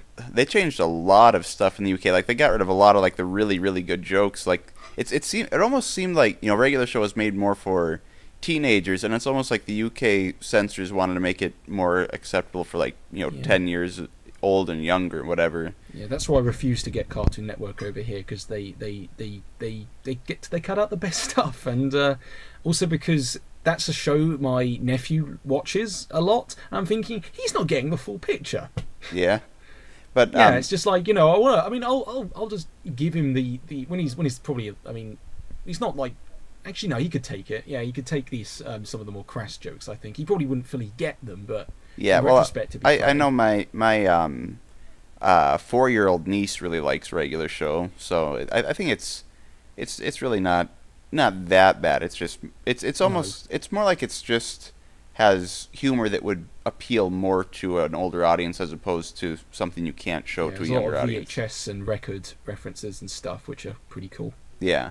I'm not a record guy, but I'm definitely a VHS guy. I have a crap ton under my bed. Yeah, but in Australia, for some reason, in the US, you can only get you can get the first 2 seasons on Blu-ray, and then you can get the 3rd season on DVD. But then they didn't release any more of the seasons. But there's 8 seasons. Yeah, but in Australia, they've but with Adventure Time, you've got seasons 1 through 8, I think. Yeah, all in a huge box from Australia. And it costs a lot, but I get it. Yeah. Actually, no. I'd have to research into if the Blu-rays are region locked, because that'd be more of a trouble. DVD, not so much, because DVDs at least I can play on more things than my PS3 or PS4. Because I'd have to get a region-free Blu-ray player if that were the case, and I just don't want to invest £100 just to play a few titles. Yeah. It's just. I've thought about getting a region-free Blu-ray player in case I ever do buy stuff like that. It'll be a worthwhile investment. It's just that I'd need to own more region locked Blu-rays to justify that. Personally, but if you own a lot, then it seems like a worthwhile thing. But actually, one of the weirder things I came across was the Phoenix Wright Japanese movie on German Blu-ray. It was not released anywhere else. Yeah. Yeah, the Phoenix Wright live-action movie, and it is on YouTube in full, but it's only half subtitled, and I hadn't finished the first game yet, so apparently it's mostly based on the first game, so I didn't want to look at the movie yet, just until I finished the first game. Yeah, Yeah, They also did a Yakuza movie. That's a game series that I've actually never gotten around to play yet. I've I think they were ported to phone and 3DS. yeah. Weren't they originally on Yeah. like DS and 3DS? And I think that Yeah. was the first one on Game Boy Advance or no? In Japan, yeah, the first one for DS was the first one was on GBA in Japan. Then they all went to DS later afterwards. Because none of the touchscreen stuff existed. It was just button stuff, so they added some gimmicks in the very first title, and in the later ones it was just the touchscreen. Are the games any good? They're intriguing, but the thing is, I'm terrible at court cases. Yeah. I'd probably be better. It's a little better now. Same with visual novels. There's like a ton line like Danganronpa on the PS Vita, which thankfully got ported to PS4 and PC systems more people own, so people can play them. Yeah, there's like a few visual novel things I want to get into, but I think Phoenix Wright made its distinction because you solve mysteries in a lot of visual novels, but a lot are just decision making. There's a lot of different subgenres of those, but yeah, Phoenix Wright, it got so many sequels for a reason because people genuinely liked it, and its characters are fun. I thought about playing the games before. I don't know how many there are or where I should start. At least 8+. I don't know. I'll probably look up an official list later. There's one crossing over with Professor Layton on the 3DS. There's some other ones. There was one made in Japan only, where it's set in like old Victorian London.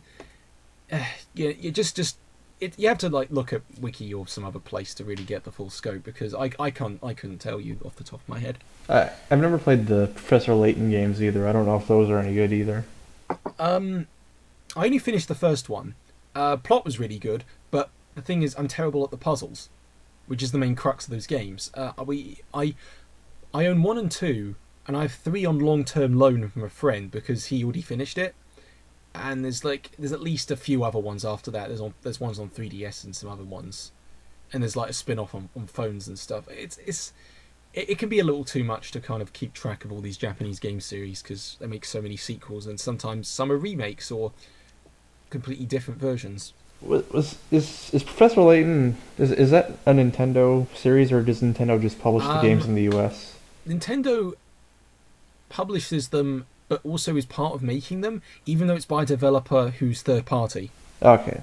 Called Level 5. Level 5 also made Ni no Kuni and more. I don't know if they made White Knight Chronicles. White Knight Chronicles is a piece of crap, so don't even go there. Okay.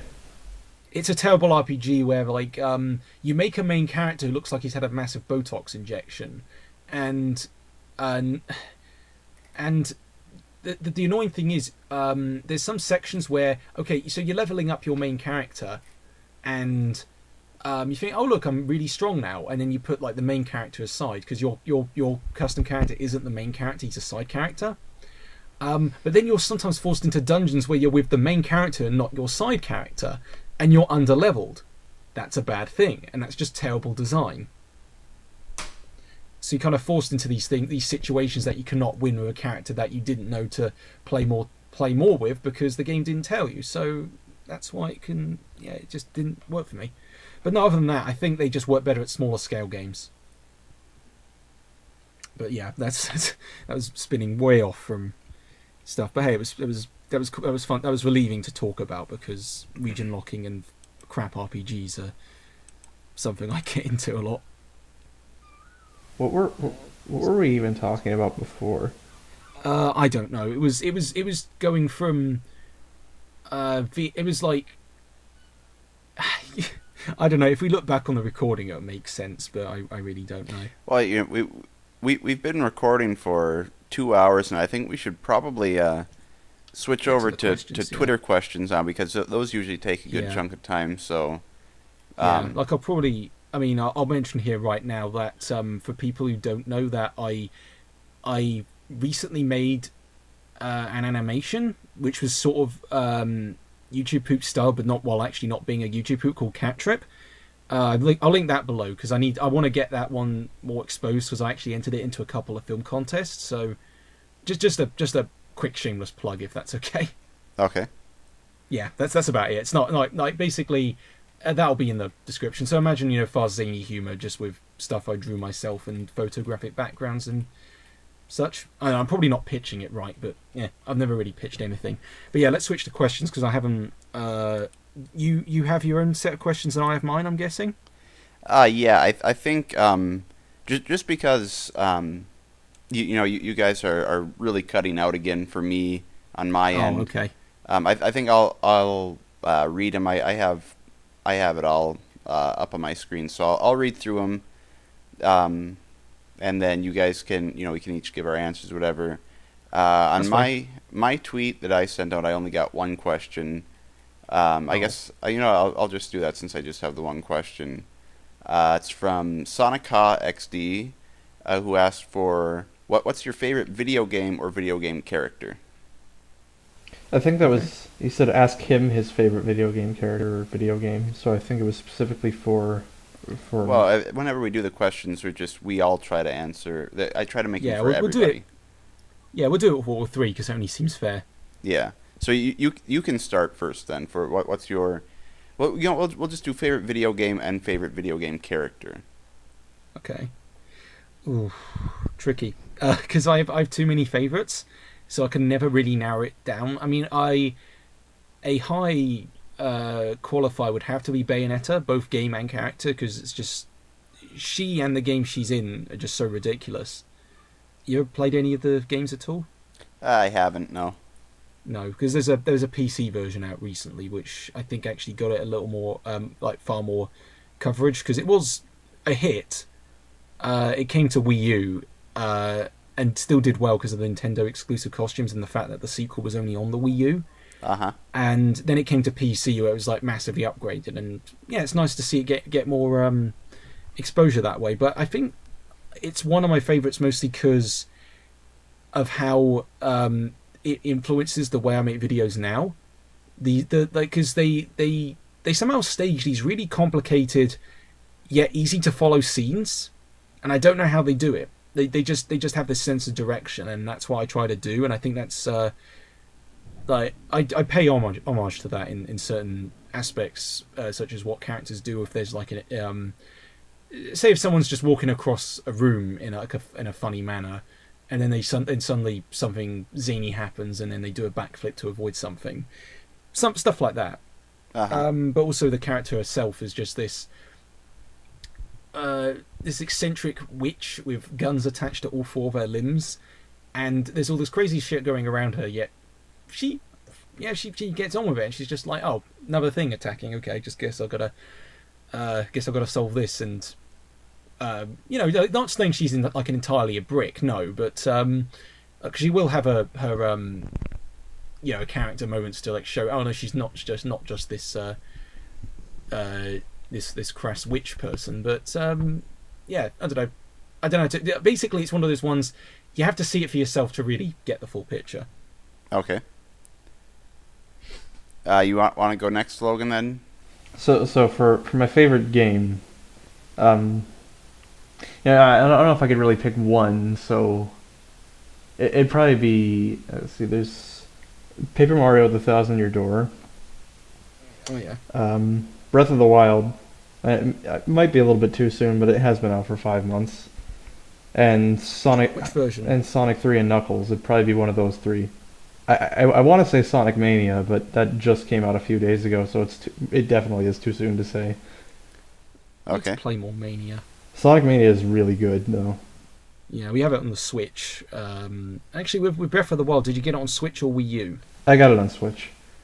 Yeah, no, we got it on Wii U because we already had it ordered, and it's technically the first-party Wii U game. So, and also because it's not really advertised as much as the Switch version, which makes sense. But it's just funny to see it out on the Wii U, with the border and stuff, and it's like, huh, okay, that's a thing. But it's cool that it exists. So you started playing Sonic Mania then? I played a little bit of it on launch with my brother in co-op. Oh. Not played much of it on my own. I've already 100%ed it because I couldn't stop playing it. how do people finish games this fast? I have like a, I mean, that depends on the game genre. I know Sonic, you can technically beat quite quickly, but The first time I beat it was before the game had even been out for 12 hours. I don't know if it's that. I mean, glad to know it's that good at least, and it's not like another Sonic Boom situation Yeah. where cartoon's decent, game is abhorrent. But as for favorite video game character, I don't really know if I could give an answer, honestly. Just come up with some, just off the top of your head, who's your favorite video game character? Or somebody that you enjoy as a video game character. Oh, see, I like Sonic as a character, depending on the game, because there's some games where it's like I don't like him. Okay. What about Adventures of Sonic the Hedgehog Sonic? No. What do you think of him? No. I love liquor. No, what was it? I love liquor. I love magic. Sorry, I was gonna do a voice there and it completely cut out. I would have. I don't know. I don't know. Maybe Sans from Undertale. I've not played much of that. I'm gonna order that PS4 version, even though I own it on GOG. But I'm glad it's not like a limited run sort of deal where it's like, oh, the game's out for 12 hours and it will disappear. No, at least they're giving people a chance to get hold of it, and it seems like an actual order thing. and I don't know. I always, growing up, I always, specifically the two Mario characters I really liked were Wario and Luigi. Those were like my two favorite Mario characters. So I don't know. Okay. I don't know. One of those. Probably one of those four. WarioWare Wario or regular Wario? I mean, they're the same guy, but I think I see WarioWare Wario is more wild. Wait, what did you say? WarioWare Wario, like when he's wearing the motorbike gear. For some reason, I see him as a completely different character, even though it's the same Wario.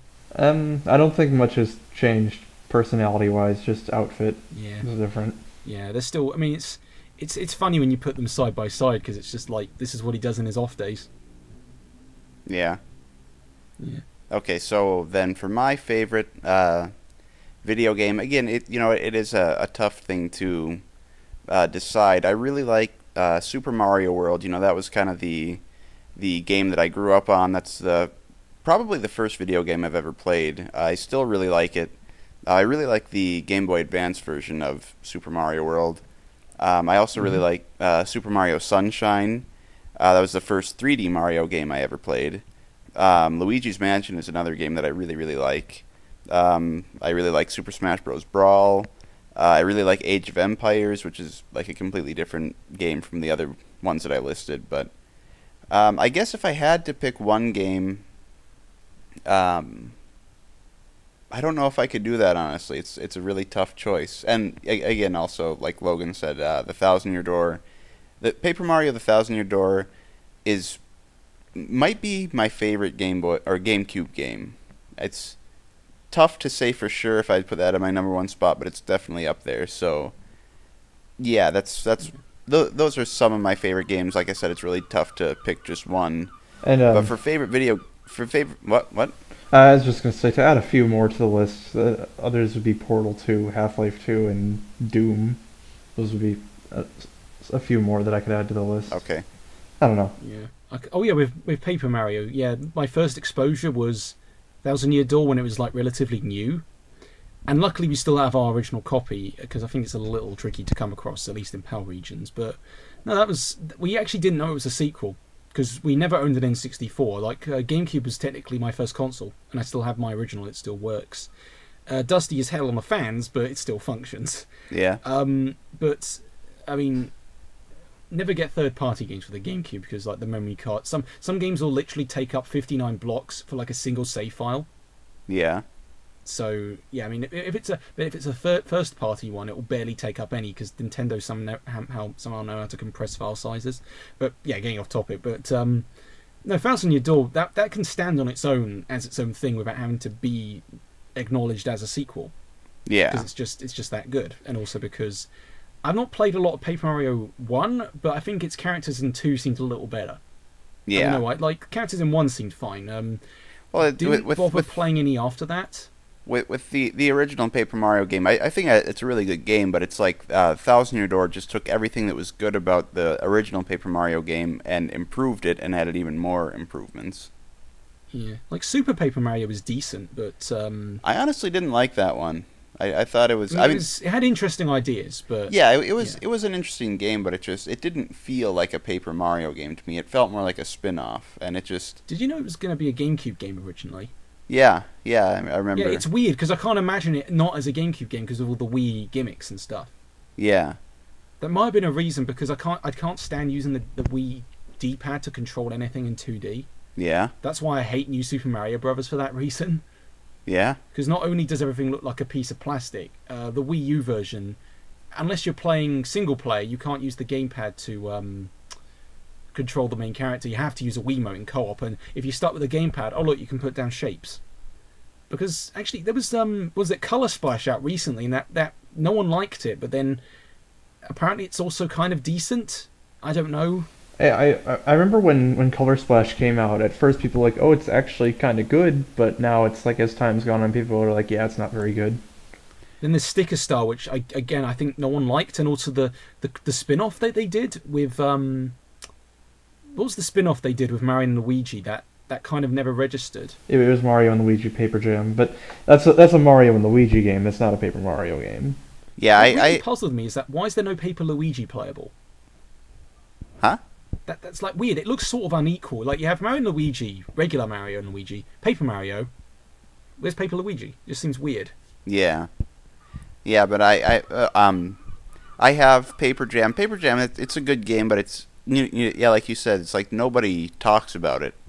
Yeah, I mean, that might be the best way to go into it, like not knowing anything about it. Yeah, I've heard if it's good. I've heard it's good, but that's because the Mario and Luigi games, unlike the Paper Mario games, are consistently good. From what I can tell. Although I do disagree with the popular opinion that, a lot of people think Paper Mario Sticker Star is a really bad game. I honestly really enjoy it. It's nowhere near as good I'll give it a shot, but I don't own a 3DS. Huh? I'll give it a shot, but I don't own a 3DS, at least not fully. I have one on loan from a friend to play Star Fox 3D. Okay. That's it. That's the only 3DS game I own.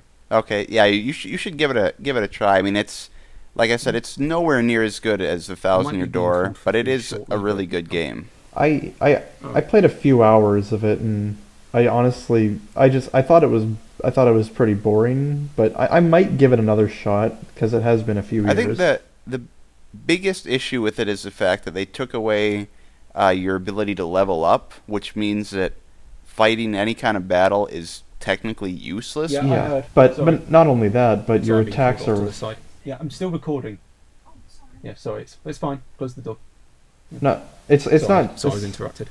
It's not just that you can't level up. It's that the attacks use stickers. So you use a jump. That's one less jump that you can use until you get another sticker. Yeah, but they're not exactly rare. Yeah, I mean, I'll find out once I actually. It's like I said, don't expect anything amazing. It's that Paper Mario: The Thousand Year Door was already such an amazing game that there's really no way that you can top it. And so, as long as you just kind of view it as its own thing and don't try to compare it to the other Paper Mario games, I think you'll be able to enjoy it. But anyway, I need to get on track. You guys are really, really cutting out on me, and this is really kind of difficult. Sorry, I had to close the door. Hang on, I'm just getting my earpiece back. Okay, so my favorite video game character, I think I'll just kind of go with... I don't know if I'd necessarily say that this is my favorite video game character, but it's definitely among my favorite video game characters. Definitely my favorite from the Mario and Luigi series, which is Fawful. Oh, I forgot about Fawful. The only Mario and Luigi game I own is the GBA one, so I need to get further in that. Oh, I think that one's probably the best. From what I can tell, I guess it's the only one I really played. I hated the rope skipping mini game though. Yeah, that was genuinely terrible. I think I've played through that one. I have Bowser's Inside Story, which actually I guess we have that one. I think my brother has that one. Okay. But we're missing the travel in time one. That one, honestly, I enjoyed it, but it wasn't as good as the original or Bowser's Inside Story. It just felt... Inside Story seemed genuinely sort of off the wall. Like, the idea. I need to actually play the sequels. I've still only... I've played the first one. I never did finish it. I need to actually go back and finish that sometime. But like, the original one, I played through that. I think I might have played through it twice, and I would love to play through it again. Bowser's Inside Story I've played through at least twice, and do want to play through again sometime. I just recently got Partners in Time, played through it, and I really don't have any desire to go back and play through it again. Like, it was a fun game, but I mean, like, especially the beginning was a really slow, not very fun beginning, so that kind of wasn't a good sign right off the bat, but it did eventually get better, and It wasn't bad by any means. It just was nowhere near as good as the first or Bowser's Inside Story. I have quite a big DS list of games to look for. I just remembered that Dream Team even existed just now. Dream Team, oh yeah. Yeah. Isn't that because... Yeah, no, I forgot about that one, wow. I played the demo years ago, and I'd intended on buying it, but I never did. I remembered it being good. Huh. I think one of the things... That's kind of a bad sign. One of the things about the series, though, that I will say is that I do really like the art style of the original one, because that's, if I'm not mistaken, that's the only one that actually has like a pixel art style to it. Like it feels... I forgot that we were remaking it. The first one. I forgot they were remaking that for 3DS. They're doing a remake on 3DS.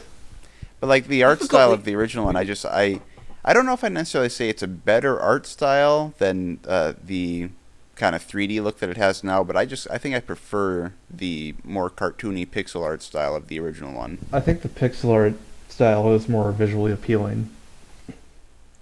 I haven't seen much of this 3DS remake, but I kind of just forgot it came out and I was like, oh yeah, that's coming. But the only 3DS game I'm interested in that's coming out recently is the Metroid 2 remake. Yes. Because I don't like the Game Boy one, because it's kind of clumsy. But I'm just thinking, hey, it's a new Metroid game and it's on a portable system. Because I want to get my hands on the GBA ones as well. And I have all 3 Prime games, but I've not finished any of them because they're so big and maze-like.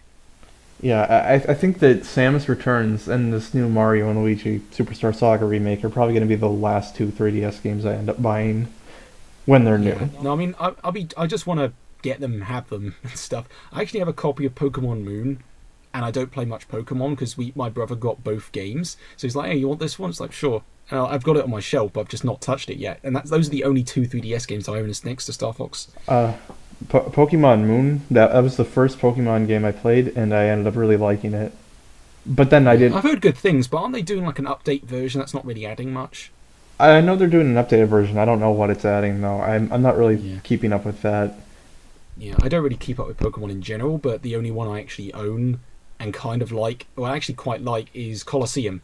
Because that seemed to be different than all the other ones, which seem to share a very, very similar structure. Isn't that like basically just Pokemon Stadium on GameCube? No, it's actually an adventure game. Oh, I thought it was just like Pokemon Stadium. Yeah, no, you actually walk around. It's one of the few console ones where you actually walk around and have an adventure. No, the Wii one that was a stadium type thing, but you had to have the DS game to really get the most out of it. They're actually doing a main series game on the Switch, so that'll be interesting. Yeah, I want to get that fighting game, Pokken Tournament. I never got a Wii U copy, but thankfully the Switch version adds more characters. Yeah, so I'm glad I held off. I don't know. I might get that, but the thing is, Smash Bros. Is really the only fighting game I ever really got into. I played a little bit of Mortal Kombat, and it was fun. They need to do a port of Smash, but yeah, just include every character. We know it's coming because the Bayonetta amiibos are slightly delayed, I think. Well, they could be out. I'm not really sure. What I want them to do is have all the content from both versions, because that would be nice. I'd have that Smash Run thing in HD. Yeah, because that seemed more fun than the board game crap that they put in the Wii U version. The not Mario Party. Yeah, and I didn't understand what was going on. Seriously, we tried it, and yeah. I think I played it once, and I had no idea what was going on. Yeah, it's so incomprehensible, but actually, now that I think about it, why didn't they just emulate Mario Party? That would have worked. Yeah. Right. Okay. Should we move on to other questions, or? Huh? We've been kind of stuck on this one for a while. Yeah. Okay. I've got a list here. Right, so I've got one from Nintendo64 saying, favourite YouTube poops you've done. So, I guess I could start with that one. Okay. Yeah, I think we already answered it, so... Yeah, Yeah, we've answered this at least one other time before. Okay. I'd say, tricky with mine, but there's a few recent ones which I'm pleased that I did. Two off the top of my head, but there are more. What was it? Robbie Rotten Hogs the Bong. And what's it called? What's the other one?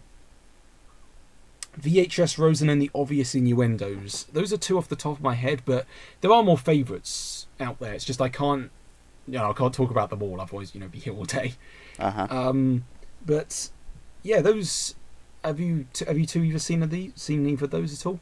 I've seen the Robbie Rotten one when you first made it. I guess to be honest, I don't really remember a whole lot about it. I remembered liking it though. For the Michael Rosen one, I've heard. I think Nintendo 64 has mentioned before. That's like his favorite entry from that collab. That was for the Michael Rosen 71st birthday collab, right? All right. Yeah. No. Yeah, because with the Robbie Rotten one, I never used Lazy Town a whole lot before. Which, if you didn't know this, did you know, like, the kids in the UK version of Lazy Town have completely different voices? What? Yeah, they redubbed it for UK audiences with, like, these accents and things like the cake, but they didn't dub Stephanie. What's... Only the puppet kids, yeah. The adult puppets are the same. Robbie Rotten's the same. Sportacus is the same. But every rubber puppet kid has a UK, like, voice. And it's really distracting. Do they think that... And I have several DVDs of it. Do they think that they can't understand American accents or something there? I think it's something to do with them, like, learning at a young age how to talk. But, I mean, I don't know. Whenever I heard different accents growing up, I didn't think anything of it. But the thing is, Stephanie speaks with an American accent, and so do all the other characters, so it makes no sense. I guess it's because they're kids, but Stephanie's a kid. Huh? I don't know. But that's really weird. Because I was looking through different quality sources, and the highest quality ones I could find were, thankfully, American cut versions, but they had like an annoying little watermark in the corner, so I decided to make fun of that within the first few seconds, where like the box blows up, and the fact that it was just the one where Robbie Rotten's kind of on his own and tripping out, and I thought I'd mix that in with the obvious creamy and We Are Number One jokes and stuff, but not use We Are Number One a whole lot, because again, by that point a lot of people had already done a bunch of music videos and stuff using that source. And also the bong thing, I just thought it'd be funny because he's blowing a little trumpet, so I thought, hey, drugs are funny. But I don't know, that seemed to go over well with people, so I'm pleased. Ooh. And I did a Christmas one right afterwards, where the best moment in that, I think, for me, was when I managed to somehow animate Sportacus kicking a kid in the face. Which sounds cruel, but I don't know. It was just it was like very primitive masking. But oh yeah, to jump to the Rosen VHS video, I mostly did that because those were sources I uploaded myself. Mostly from a VHS tape called Rosen's Poetry Attic, which those didn't exist on YouTube until I put them up. So. Because I wanted to just want people, because I vaguely remember seeing them when I was younger. That doesn't include the windmills or the clay one. There's actually a missing source, which I'm still trying to find, where it was one called Dreamy Steamy Shower. and basically imagine Michael Rosen reenacting Psycho. I'm not kidding. This was a real thing I saw as a child. Wait. And it was compiled with the other two VHS things I uploaded because Poetry Attic was completely different because that was a show. These other ones I think were small indents in between other educational programs. I'm not sure, but I'm glad I managed to salvage at least two out of the three. There may be more out there, but I just don't know. I'll ask him. Actually, I'm hoping to see Michael next month in either London or Bristol, so I'll probably ask him there and bring the tape along and just ask him about the shower thing, which sounds really bad out of context, but you know. No, but what I might do actually, there is a video of him from something called Electric Knickers. Electric what? Knickers. Pants. Oh, okay. Sorry, I don't think that's what it's called. No, I thought put pants there. Nick. I thought you said something else. Yeah. No, I know. So I can't believe no one's done a joke of that. I don't go there myself, but I bet someone out there will probably be more qualified to do that. But anyway, no, it was Electric Pants, where he says he actually says the whole poem, but it's done on a stage. So the audio is a little different, but I'm thinking, well, it's the same poem. So what I'm going to do, I'm going to actually get footage from all these like old horror movies, maybe probably including like little bits of Psycho, because again, Universal might have a problem with that, and then reconstruct it. Like it'll be a reconstruction. Like this is how it was, and I'm still trying to find the original.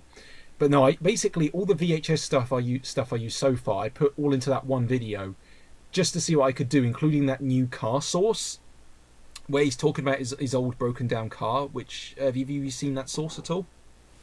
Which one? It was dug up from Vimeo. It's where he's talking about a car called the E89.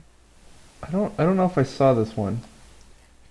Okay, well you'll see it. It was a video dug up from Vimeo that Rad Stink put up in full. He salvages a lot of Rosen sources from other places and such. I think he may have done Bookaboo. I'm not quite sure. The one with the weird dog. It was like salvaged from another site. If I'm being honest, when it comes to Rosen sources, I really only know. Oh, that's fine. Sorry. I'm going into this expecting people to know, but I'm sorry. I'm not. I realize not many people have probably seen all these videos. Really, the only ones I know are the ones that are actually on his channel. Right. Yeah. There's a lot of good recent ones, like the one I'm using as my Skype icon. That's one I really want to use. Because it's just, because I think at this point he just knows what he's doing. But anyway, yeah, I'll quit talking about because yeah, those are the two favourite videos I enjoyed doing as of recently. That are YouTube poops. All right, so the next one is what YTPs do you enjoy / recommend? Jimmy, did you want to start with this one? Huh? Because I've already talked. Yeah, the question is what YTPs do you enjoy / recommend? Well, I have a whole section on my channel for that. Okay. Yeah. I guess I could just answer with that. But I think there's some that I haven't put on there. But I mean, and it's also not just YouTube poopers I put on there. I also put people who I put YTP MVers on there that I like as well. I used to have it put. I forget what it was. It was something like good YouTube poopers or something like that. But then I just changed it to sexy people. So I can just put whatever I want. Well, at least it's more distinct. I can't really distinguish which ones I like because there's too many. I'll look through some recent ones. I can't name them. Seriously, there's too many good ones, and that's the hardest thing because there are some ones I really want to... So basically, I mean, I guess the biggest clue would be anyone who I'm subscribed to, I guess, is someone whose work I enjoy. Really, that's the best I could level it down, because I could only really recommend old unknown ones, really, because they don't really make videos as much, so therefore they wouldn't really give an acknowledgement. I mean, Insector's old stuff, I talked about earlier. I mean, I'd recommend searching out those if you want to see really early Michael Rosen stuff. Derry Markson 2, I think he did some very similar stuff. Because I'm looking through the recent favourites, and a lot of them were old YTPs I were looking through. Did I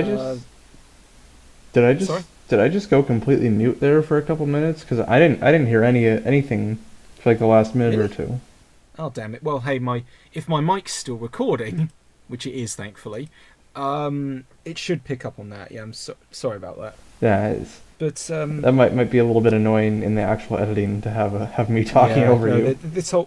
The whole editing of this is going to be pretty.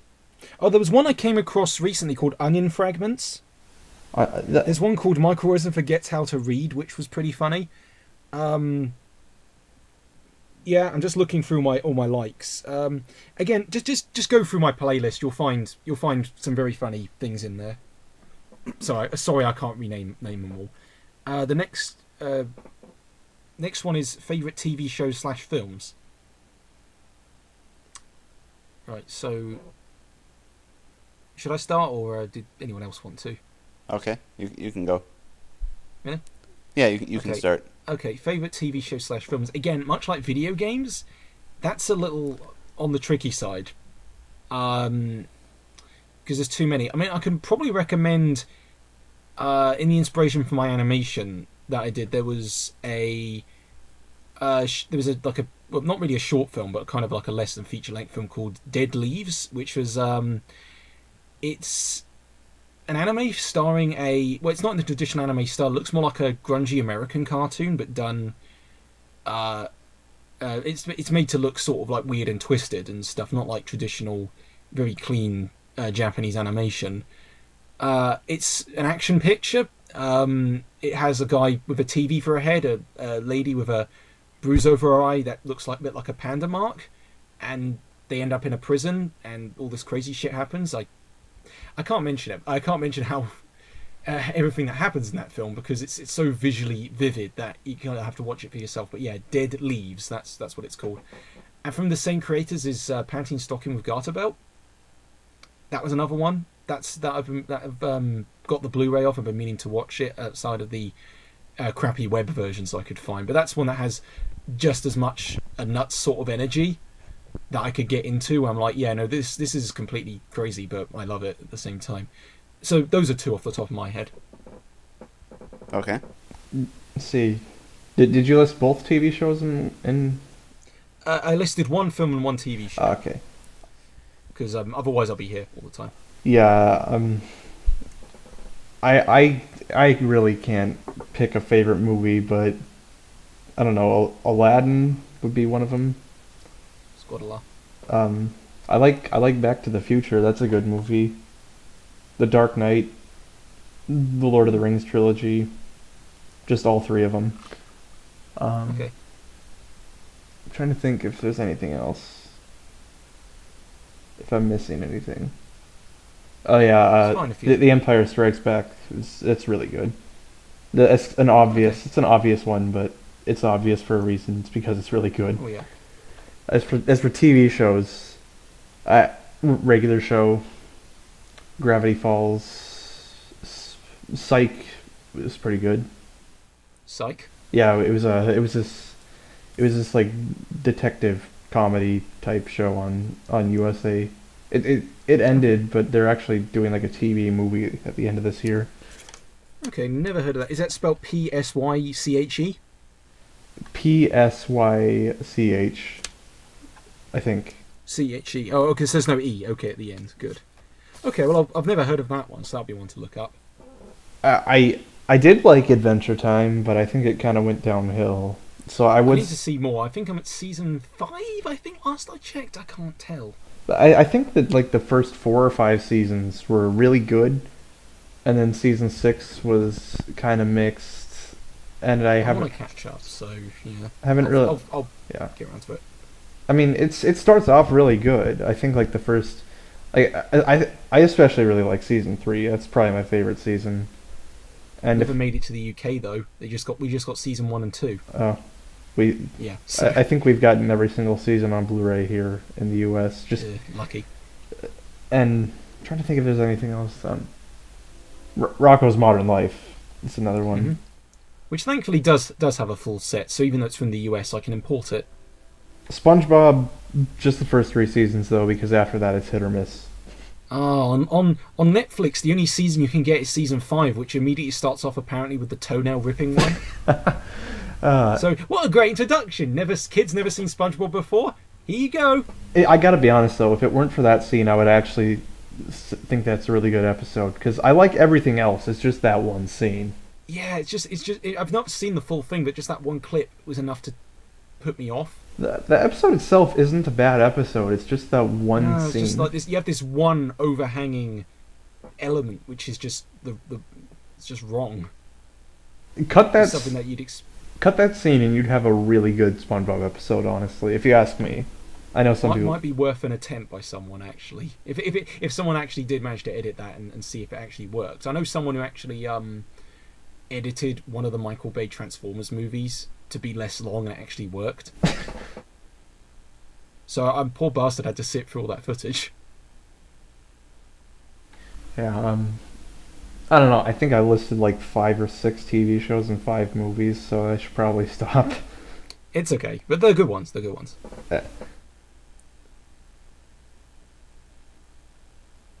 Jimmy? Oh, is anyone... Did it cut off? Huh? Did you die? Yeah. Okay, favorite TV show.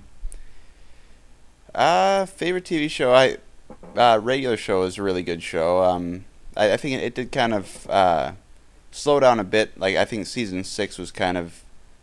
season 5, I think, and 6 were not that great, but it did kind of pick up again near the end, and then especially the last season was really good. Gravity Falls was another show that was really good all the way through. No DVD, though, but I guess maybe Disney's saving it for their service or whatever. Yeah. I hope we get a Blu-ray of it at some point. Please, yeah. Like, give it some UK... They got a DS game in the UK, but that was it. 3DS game in the UK, but that was it of Gravity Falls and Regular Show. Yeah, we got a 3DS game here, too. Yeah, just the fact that there's no, and there's no barely any merch of Gravity Falls over here. I heard the game was pretty mediocre, though. Yeah, I'd still get it, but not for much money. $5 at most, but that'll be it. And then favorite movies, I'd have to go with Lord of the Rings trilogy. I think that those 3 movies are the movies that I've rewatched the most amount of times, and are probably the 3 that I will rewatch the most amount of times again throughout the rest of my life. Actually, now that I think about it, if you count the Lord of the Rings trilogy, I listed like 7 or 8 movies. I don't know. I guess what about Hobbit? No one likes Hobbit, I'm guessing. I like the Hobbit movies. They're good, but I like the Hobbit movies. They're not on the level of Lord of the Rings, though. They're all right, but they could have been shorter. Yeah. Or just one film. I think they could have shortened it down to like 1 or 2 movies. But I mean, I still like them. They're so good. Yeah, they're not the worst things you'd ever see. So yeah, okay. Why is Twitter's character limit so shit? Because it is. I mean, it's not actually shit. It's spelled sh. Yeah, it's sh. It's really annoying when I've had this happen several times where I'm typing on a tweet, some noise outside, and I can't, I'm I'm a few characters off, and then I try rewording it, and it doesn't work. I always use the plus key for and, because it just saves quite a bit of space, and like not spacing sometimes between words. It's really annoying. Yeah, but yeah, I don't know. And sometimes what I'll do is there are definitely times where it's like I have to have a chain of tweets because what I want to say is too long to say in one tweet. Yeah, I had to do that for a post about Avatar's DVD quality.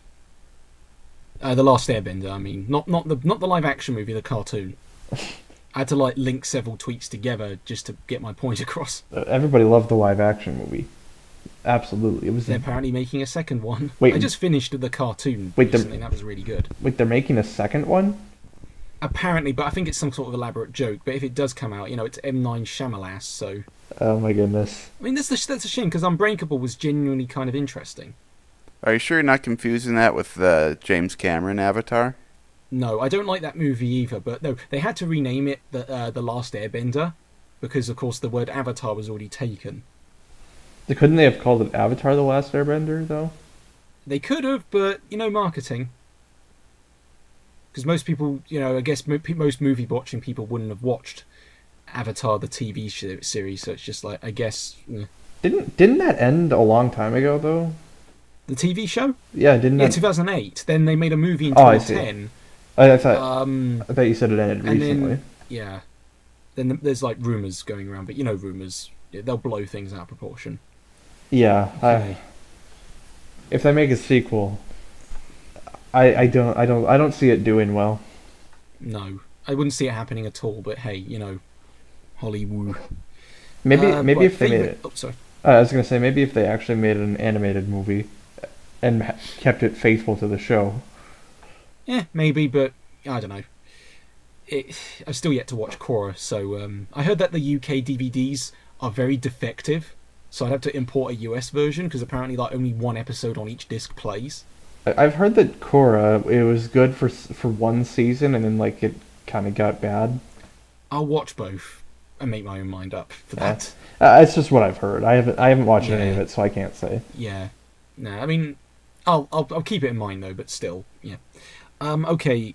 Jimmy, do you have anything to say about Twitter's character limit? No, not really. I just Nope. Okay. don't Okay, think it's here's a really better one. necessary. It just kind of feels like a gimmick at this point. Yeah. They extended it slightly, I think, but not really sure. Not that I've heard. Anyway, favorite sources, maybe obscure ones. I think we've answered this too. Yeah. So, No, so I you could mentioned answer it. VHS Rosen, so yeah. Okay, favorite type of YTP to make. I really only make one type, and that's just comedy based or just whatever I want to make. Wouldn't really put my YouTube hoops in any specific category. I just make what I feel like. Okay, but yeah, oh sorry, I think you cut out again. Me? Oh no, you're back. Good. Let's see, favorite type of don't know what sort I would make. I mean, no, what am I talking about? I know the type I make. They're mostly all comedic, occasionally a little bit of plot. That's it. I would like to make a YCPMV sometime. That isn't crap. I did make one long ago using Movie Maker. It was called Uncharted Morshu's Fortune. And it was just the along to Uncharted's theme. And it wasn't very good. At least for me, I know white PMVs are a lot of fun to make. Yeah, I'll give it a try. At least I have software that can pitch shift and other stuff. So Yeah. that at least be useful other than Movie Maker. Wait, you did it in Movie Maker? Yes. You can't make a YCPMV in Movie Maker. I don't think that's even possible. I did. But this was like, what, 2009, 7? I don't know. Wow. Whenever Uncharted was new. I mean, I guess you could make a YTPMV in Movie Maker, but It's not worth it. I can't imagine doing a pitch shifting one in Movie Maker. No, it's not pitch shifting. It's just at the same octave. Ah. Yeah. Jimmy, favorite YTP to make, or is it just the same answer? It's kind of hard to say. I like making different types of YTPs for different reasons. I do like the outcome of story-based YTPs, but I'm not 100% sure I really necessarily like the process of making them as much, because it's a lot of tedious sentence mixing and frame-by-frame editing and stuff like that, as opposed to something more off-the-wall and crazy that you can just kind of throw together in shorter periods of time. I think that's the more fun that I have making YTPs are those types of YTPs. Yeah, that's one of the reasons I haven't really made a story-based YTP. I've thought about it, but the thing is, it's like, I don't know if I would even really enjoy doing it. Oh yeah. The next question: can you ramble about Oreo flavors for about 45 minutes? Oh no. Of what? Can you ramble? I think this is just a joke one. Can you all ramble about Oreo flavors for about 45 minutes? You're already pretty long enough, and I want to kind of answer the rest of the questions. But you're really Oreo flavors. You're really cutting out. So Oh, sorry. I thought there was only like one flavor of Oreo. Hang on. I'm gonna actually just go look at the tweet. Sorry.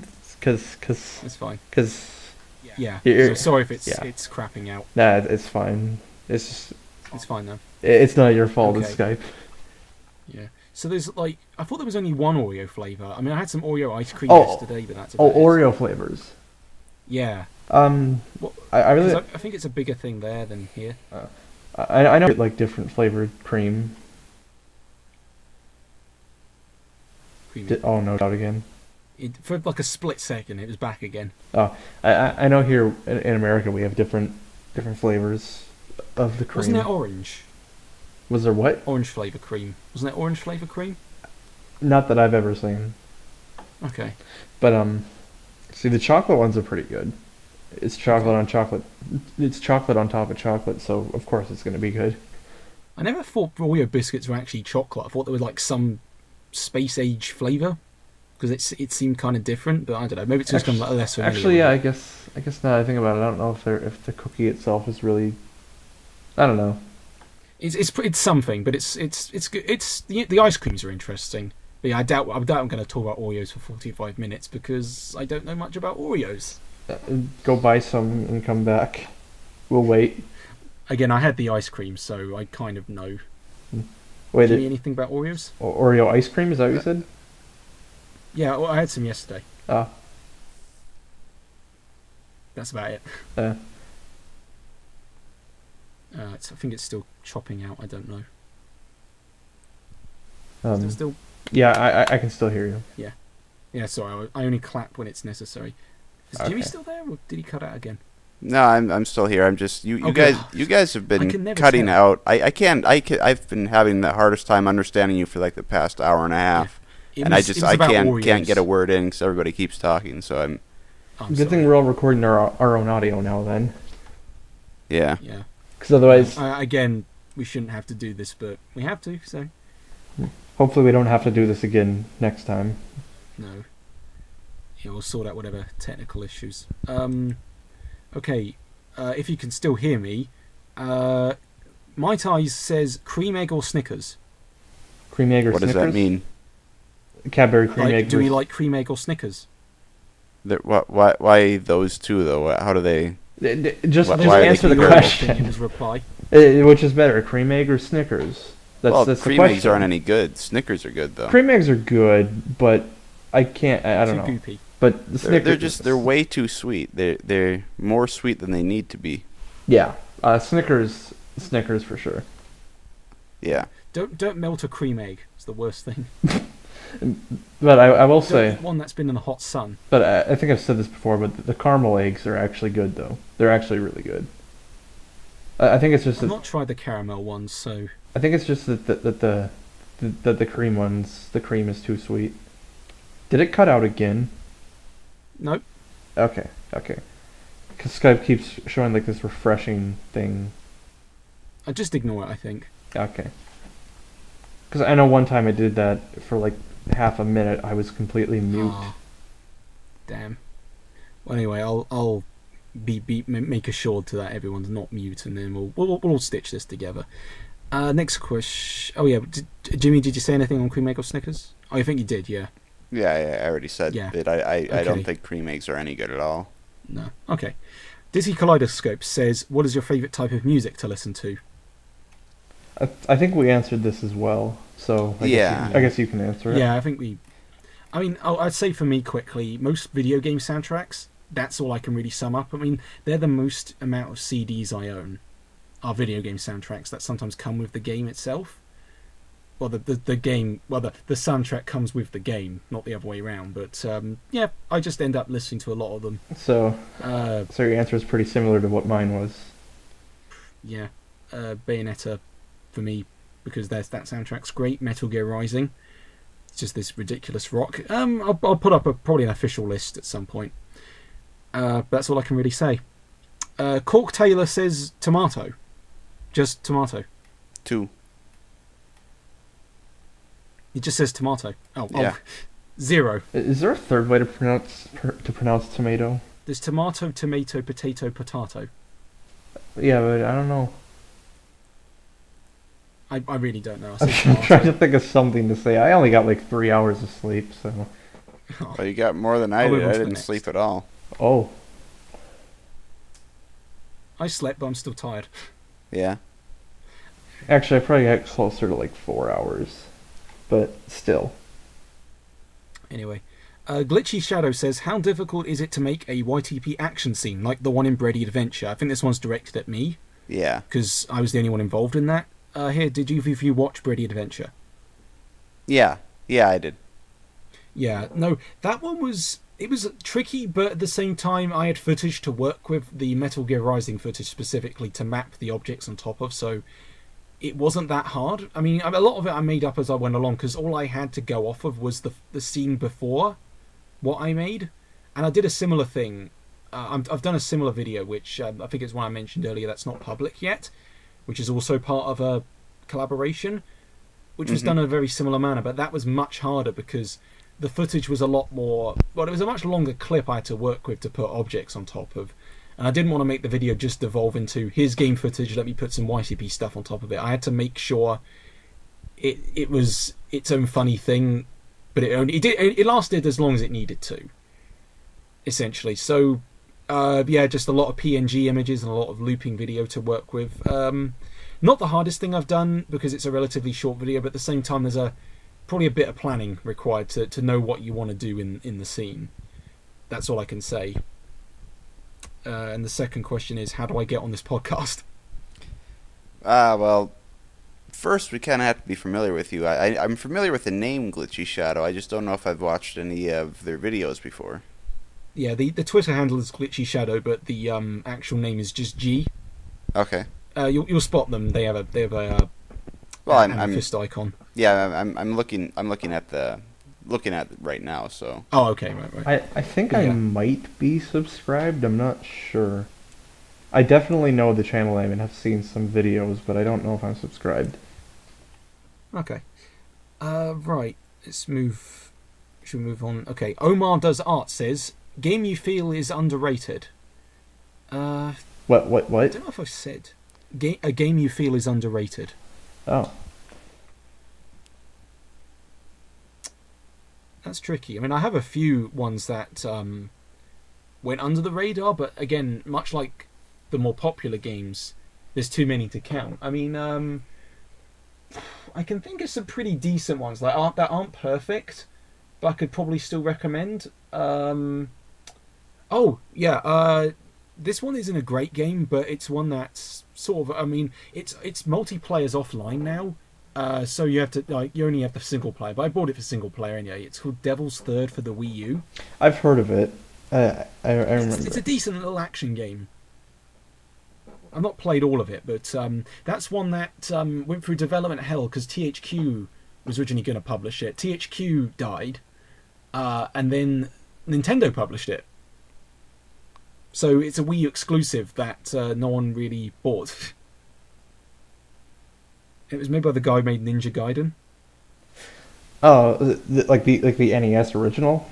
No, the 3D action game. Oh, which, I'm not familiar with surprisingly, those. people keep forgetting that the original Ninja Gaiden 3 had to be released twice. Wait, what? Not the original Ninja Gaiden 3. No. Oh. The 3D Ninja Gaiden 3. Okay. This is where the original release was just called Ninja Gaiden 3, and it was apparently a bit too on the easy side. And the PS3 version, you can actually use the PlayStation Move to slash at enemies, but only in easy mode. Huh. And it had a bunch of problems and stuff. Then it was re-released for the Wii U with a bunch of additions. The game being much harder, but also a bit more challenging as well. Well, that's kind of the same thing, but seriously, if you play both versions, their level of difficulty just spikes. And also some extra story stuff. That's what I was mostly in for. And then that Wii U version was ported back to the consoles that originally it came on, the PS3 and 360. So yeah, Devil's Third and Ninja Gaiden 3 for Wii U, and there's a bunch of other Wii U stuff. I'll make a list because too many to say out loud. Otherwise, I'm just going to go on. Any you two feel are underrated? Let's see. I don't know. I don't know if this one is really underrated because people do know about it, but Freedom Planet is a pretty good game. We have it on Wii U as well. I need to play that in full. I know the sequel's coming. The End is Nigh, which actually just came out, so it'll probably start to gain attention. And I guess it also has, because it's made by Edmund McMillan, the guy who made Binding of Isaac and Super Meat Boy, so it got an audience from that. That's got like a Switch. I've seen that listed for the Switch as a physical cartridge. Yeah, it's getting a Switch release, which, to be honest, even though I already bought it on Steam, I might just buy it again on Switch because it's physical media for the win, especially cartridges. I mean, I bought... Seriously, I like GOG though. GOG is good for digital stuff because there's no DRM. You don't have to be signed into anything. Oh, and another one that nobody ever seems to talk about, which is weird because I bought it, or I just randomly found it on Steam one day, and I'm like, why not? And it's actually a pretty good game. It's called Mother Russia Bleeds. I think I've heard of that. That's the fighting game. Yeah, it's like is it a fighting game? Yeah. Yeah, it's like a Streets of Rage type game. It's pretty good. But nobody ever seems to talk about it. I'm looking at it on Steam. I've actually not even put 2 hours into it, and it's been almost a year since I last played it. But I'll see if there's a GOG version. If not, I'll go for Steam. Yeah, but I do remember it being pretty good. So, yeah, that's it. Okay. I think everything I listed there was an indie game, but those tend to be the ones that go unnoticed. It seems. Oh yeah, there's a lot. Unless you're Undertale or Cave Story. Yeah. While I'm here mentioning indie stuff, Rocket Bird 1 and 2. Which one? Oh, Rocket Bird. Rocket Bird Hard-Boiled Chicken. It's a 2D game where you play as a Russian chicken, and you're shooting penguins. Oh, and also the second Angry Video Game Nerd game is pretty good. I know it seems like I've tried that one or the first, but it seems like that one kind of goes ignored because everybody just like played the first one and they were like, okay, I'm done. But actually, the second one is actually really, really good. I like the first one, but I think the second one is better. I would probably say I prefer the first one, but I know the second one is definitely a better game. Okay. Yeah, because it seemed better from the trailers. Jimmy, any underrated games? I nobody seems to talk about these games really, but I really, really like these. Are like some of my favorite games actually. The Sims games for the Game Boy Advance and the DS, specifically the Sims, the Herbs. Huh, I forgot those got GBA versions. I mean, imagine, are they completely different genres, or they massively cut totally, down yet still work? They're totally different. I think that's the main reason why a lot of people online, it seems like anytime you see people talking about the game, it's just people saying like, why do these get made? It's such a stupid idea. And I think that's from people who haven't even played the games, because they're totally different games. They're like an adventure game, kind of like Animal Crossing, or like from what I've seen of the Harvest Moon series, kind of like that, where you control a character, you go around, talk to people, do goals and stuff like that. And I just think they're really, really good games, and nobody seems to talk about them. That's interesting. I thought they would have just been carbon copies, much like the SimCity games, where they were literally a transfer. But there was one we actually did own. What was it? Sims 2 on DS? And that one was like this weird adventure game as well, that if it wasn't so buggy, I'd be into it more. Yeah, the Sims 2, for the Game Boy Advance version of Sims 2 is kind of good in some areas, but there's a lot of areas where it's really terrible. And Sims 2 for the DS is very different from the Game Boy Advance version, as well as the two previous versions the two previous games in the series for the Game Boy Advance and DS. But I do like the DS version enough. It does have a lot of glitches to it, but it's still an overall okay game. But I'll give it another shot if I find a copy, because it was so strange and sort of captivating in places that I thought, I should probably give that another shot, even though I'm probably going to throw it out the window. But what was weird was that The Sims 2 on PSP was pretty much, I think, a straight port of the PS2 version. So it's like, I think that was the closest thing you could get to having like a proper Sims game out on portable. But then again, it was the PSP, which didn't do all that well eventually. Yeah, but I mean, if you get I would highly recommend The Sims Bustin' Out for the Game Boy Advance to start out with, and then I think it's just called the Herbs Sims in the City for Game Boy Advance and DS. I'd recommend getting the DS version, because they're very similar, except that the DS almost feels like it's a port of the Game Boy Advance version. Like it's basically the same game, same graphics and everything. It's just like all the menu stuff is on the touch screen, and there's like a new set of missions exclusive to the DS version. But I think that's a legitimately really good game. Same with the Sims Bustin' Out, but it's not quite as good as the Herbs. Okay, I'll give that a shot then. What's the next one? Come on. Favorite Spider-Man movie? Okay, before I start this one, I have not seen Homecoming yet. It literally arrived in cinemas near me just recently, I think yesterday, because our cinema takes a long time to get. I've heard really good things about it. I've been avoiding every bit of information. I don't have any full judgment yet, but I quite like 1 and 2, as most people like the classic ones. I didn't think people. The funny thing is, for a while, I quite liked the Amazing movies, and I rewatched. I'll elaborate on this. I remember I watched the first Amazing one. It was recently on Netflix because it just showed up, and it was all right. Like not, particularly brilliant, but it had some funny stuff like the library scene with Stan Lee. Mm-hmm. Where he's got completely deaf. But what else was there? But Amazing Spider-Man 2, I remember I remember actually quite liking it when it was in cinemas, but then it wasn't until like years later I didn't realise how much people absolutely hated it. Yeah. I haven't seen it in years, so I'll have to give a second judgment on that. But I remember it being good, but not. But there are some things that seemed wasted, like you have Rhino there for no reason, and some other stuff. Yeah. I know. Although, I personally think that's the worst Spider-Man movie that's been made so far. Like even worse than Spider-Man 3. it's a loose end of a movie because again they bring up all this Sinister Six stuff which they never followed through with because again it did so poorly in that. It's just like Sony was like, please take the rights away from us. I mean, if only Fox could learn that with Fantastic Fant4stick, that was it. Yeah. That's how they pronounce it. I was going to say Fant-Fistic, but no, that didn't make any sense. But yeah, my favorite movie of the Spider-Man movies that have been made is definitely Spider-Man 2.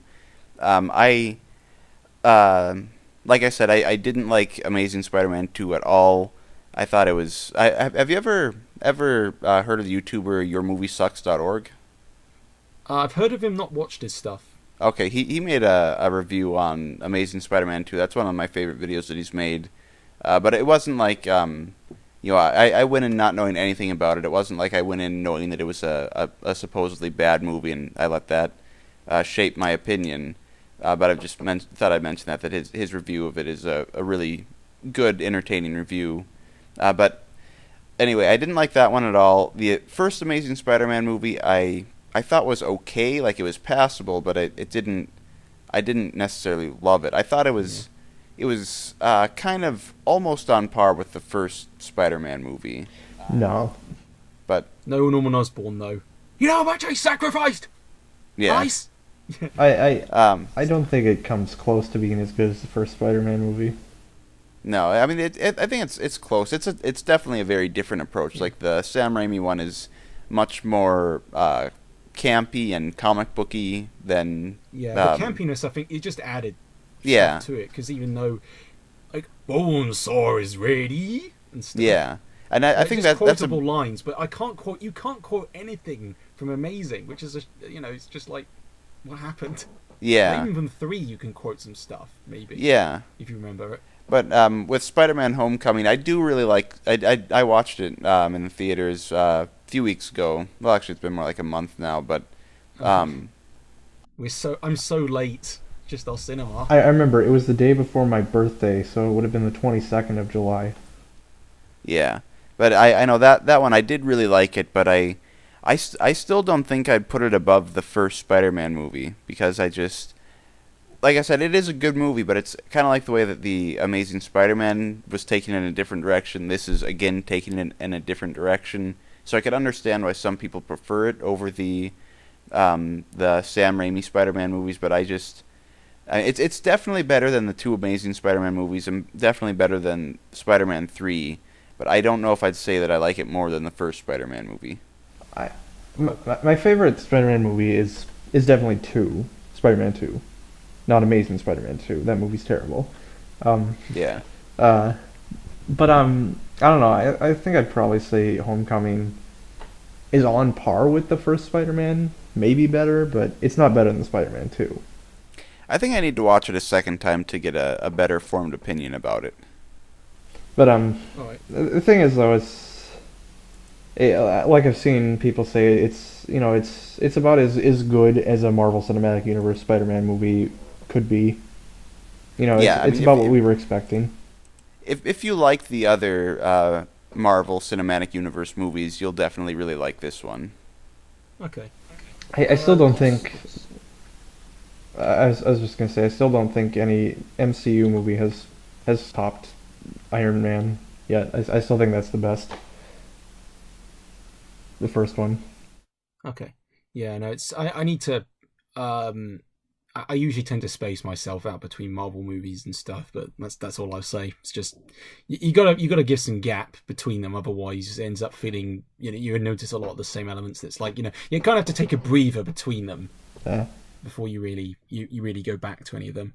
Mm-hmm. What's the next question? Thoughts on Sonic Mania and Sonic Forces? Right, we kind of mentioned Mania earlier, so guess we could mention Forces. Sonic Forces looks good.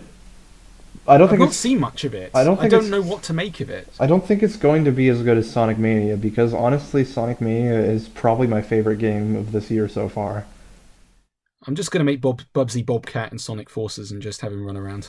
I actually I had a friend. I had someone who was at like a friend's birthday party, and he mentioned, it's Bubsy, and I was like still doubtful. I'm thinking maybe it's a custom thing, and you know what?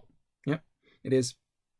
He made a crappy MS Paint Sonic OC and posted it to Twitter just for fun.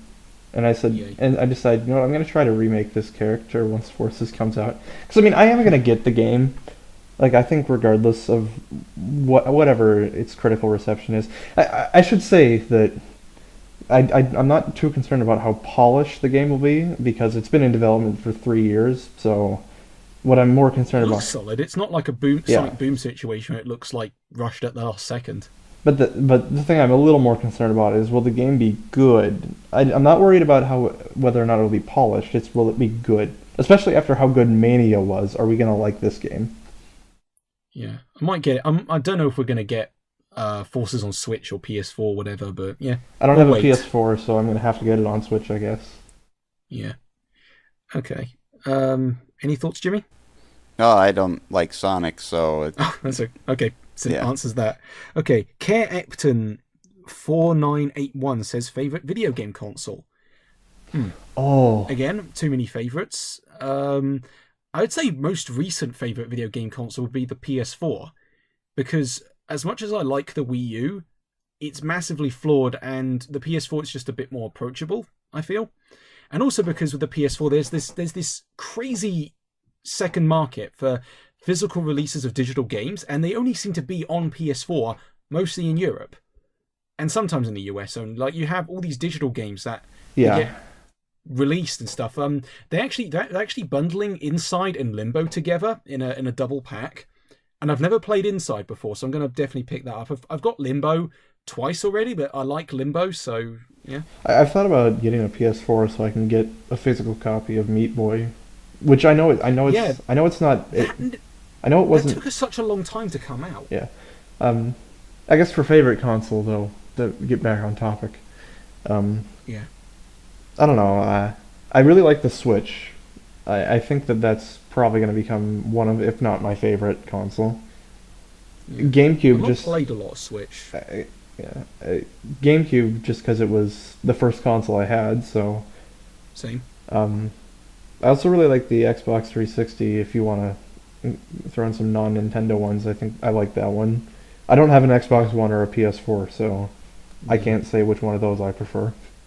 Because with Xbox 360, for the longest time, I mostly got it for PC ports, and there's a lot of weird exclusive stuff for the 360. There's like a vampire stealth game called Dark, which is the most edgy name ever for any game, and some other weird crap that you'll find. I mean, there was Tales of Vesperia as well, which I've not played a lot of, but it's a Japanese RPG on this Western console, which it does have a PS3 version, but only in Japan. So if you want to play it in English, you have to own a 360. And it's interesting because it seems like the PS3 was typically the one that was getting the Japanese games.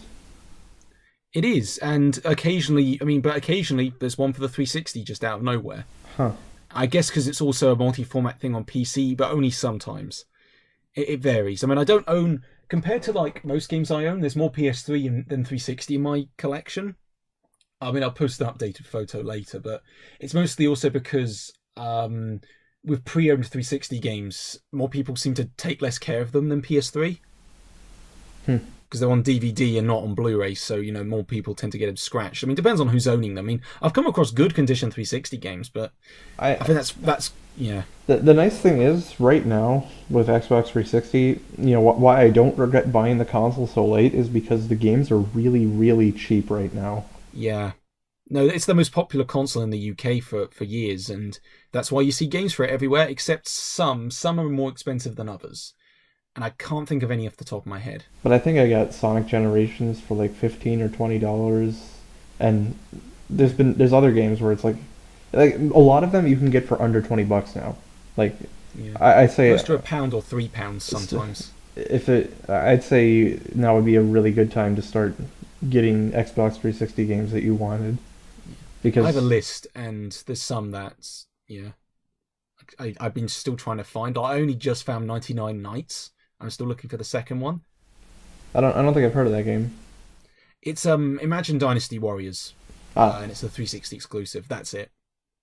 So it's just Dynasty Warriors. Then the second one is sorry. I was just saying. So it's just pretty much just Dynasty Warriors. You said. Yeah, hack and slash with really, really slow movement. Ah. But then the second one I think was a massive improvement, and that's where the meme from what was the extreme? There's this guy who says extreme at a E3 conference, and it's like an awkward Konami E3 thing. This was pre firing Kojima, like way before. And they were trying to promote the sequel for trying to promote all these games, but they barely had any footage to show, and you just had these awkward co-hosts. You had like luchadors come on. It's covered better on YouTube than I can say here. But yeah, anyway, I would stop mentioning the luchadors. Jimmy, any favorite consoles? Favorite consoles? Sorry. What? Favorite video game consoles? Yeah, hands down, my favorite video game console would be the Game Boy Advanced. Oh yeah. I guess I didn't. I guess the Switch. That's the only handheld I took into account, but that's kind of both a handheld and a console. Which is amazing to think about. Yeah, I mean that's why I like it so much, is because it's both. Yeah. Yeah, I mean there's some games that are better optimized it for others, and apparently Overcooked is a little bit on the slower side compared to PC, but it's still fun to play with friends because you have the 4 Joy-Cons. Yeah, I don't know much about Overcooked. I just heard that it was. It's a interesting party game. I just heard that the Switch version ran kind of poorly. Yeah. But yeah, with GBA, I didn't touch it until years later, because I started with the DS in terms of handhelds, because you could find more of the games easier. Mm-hmm. But with GBA, it's I couldn't stand the advanced though, because it's a super dark screen. Yeah, well, so, I mean, it's when I say Game Boy Advance, I'm talking more about the game library than the actual system. Oh yeah, no, itself. The library's great. It outshines the hardware. Because it's a shame about the very first GBA, because it has a great build, but the screen just sucks. Yeah, and then with the Game Boy Advance SP, it had a great screen, but then it was too cramped. It was not comfortable to play with for very long. Game Boy Micro looked decent, but at the same time, like, way too small. I think the best way to go with Game Boy Advance is to just get a DS or a DS Lite and then just use a Game Boy Advance slot for that. That's how I do it. Yeah. What I've thought about doing is buying a modded original model GBA that has a backlit screen, because there are people that actually do. Yeah, there's people. Yeah, they sell those. They're modded and they look really. Because I think that would be the best way to do it, is if I can get my hands on one of those. Because the button and build feels the best. To be honest. The SP, like you said, it's a good. The screen is good, but it's too small. And with the Game Boy Micro, I can't imagine playing anything on that thing. The thing looks way too small. I've never used it. It's funny, a magazine advertising the Game Boy Micro had Shrek on the screen. So not the movie Shrek, no, but actually there were GBA movie cartridges that you could buy. Yeah, I thought that's what you were talking about. Try watching Shrek with a group of people on a Game Boy Micro. Good luck. What I was... I just thought of this. Imagine trying to play an RPG, like Superstar Saga on the Game Boy Micro with all the text that you have to read. What's funny is with that game, they actually had the red and green buttons, as if you in case you were playing on GameCube.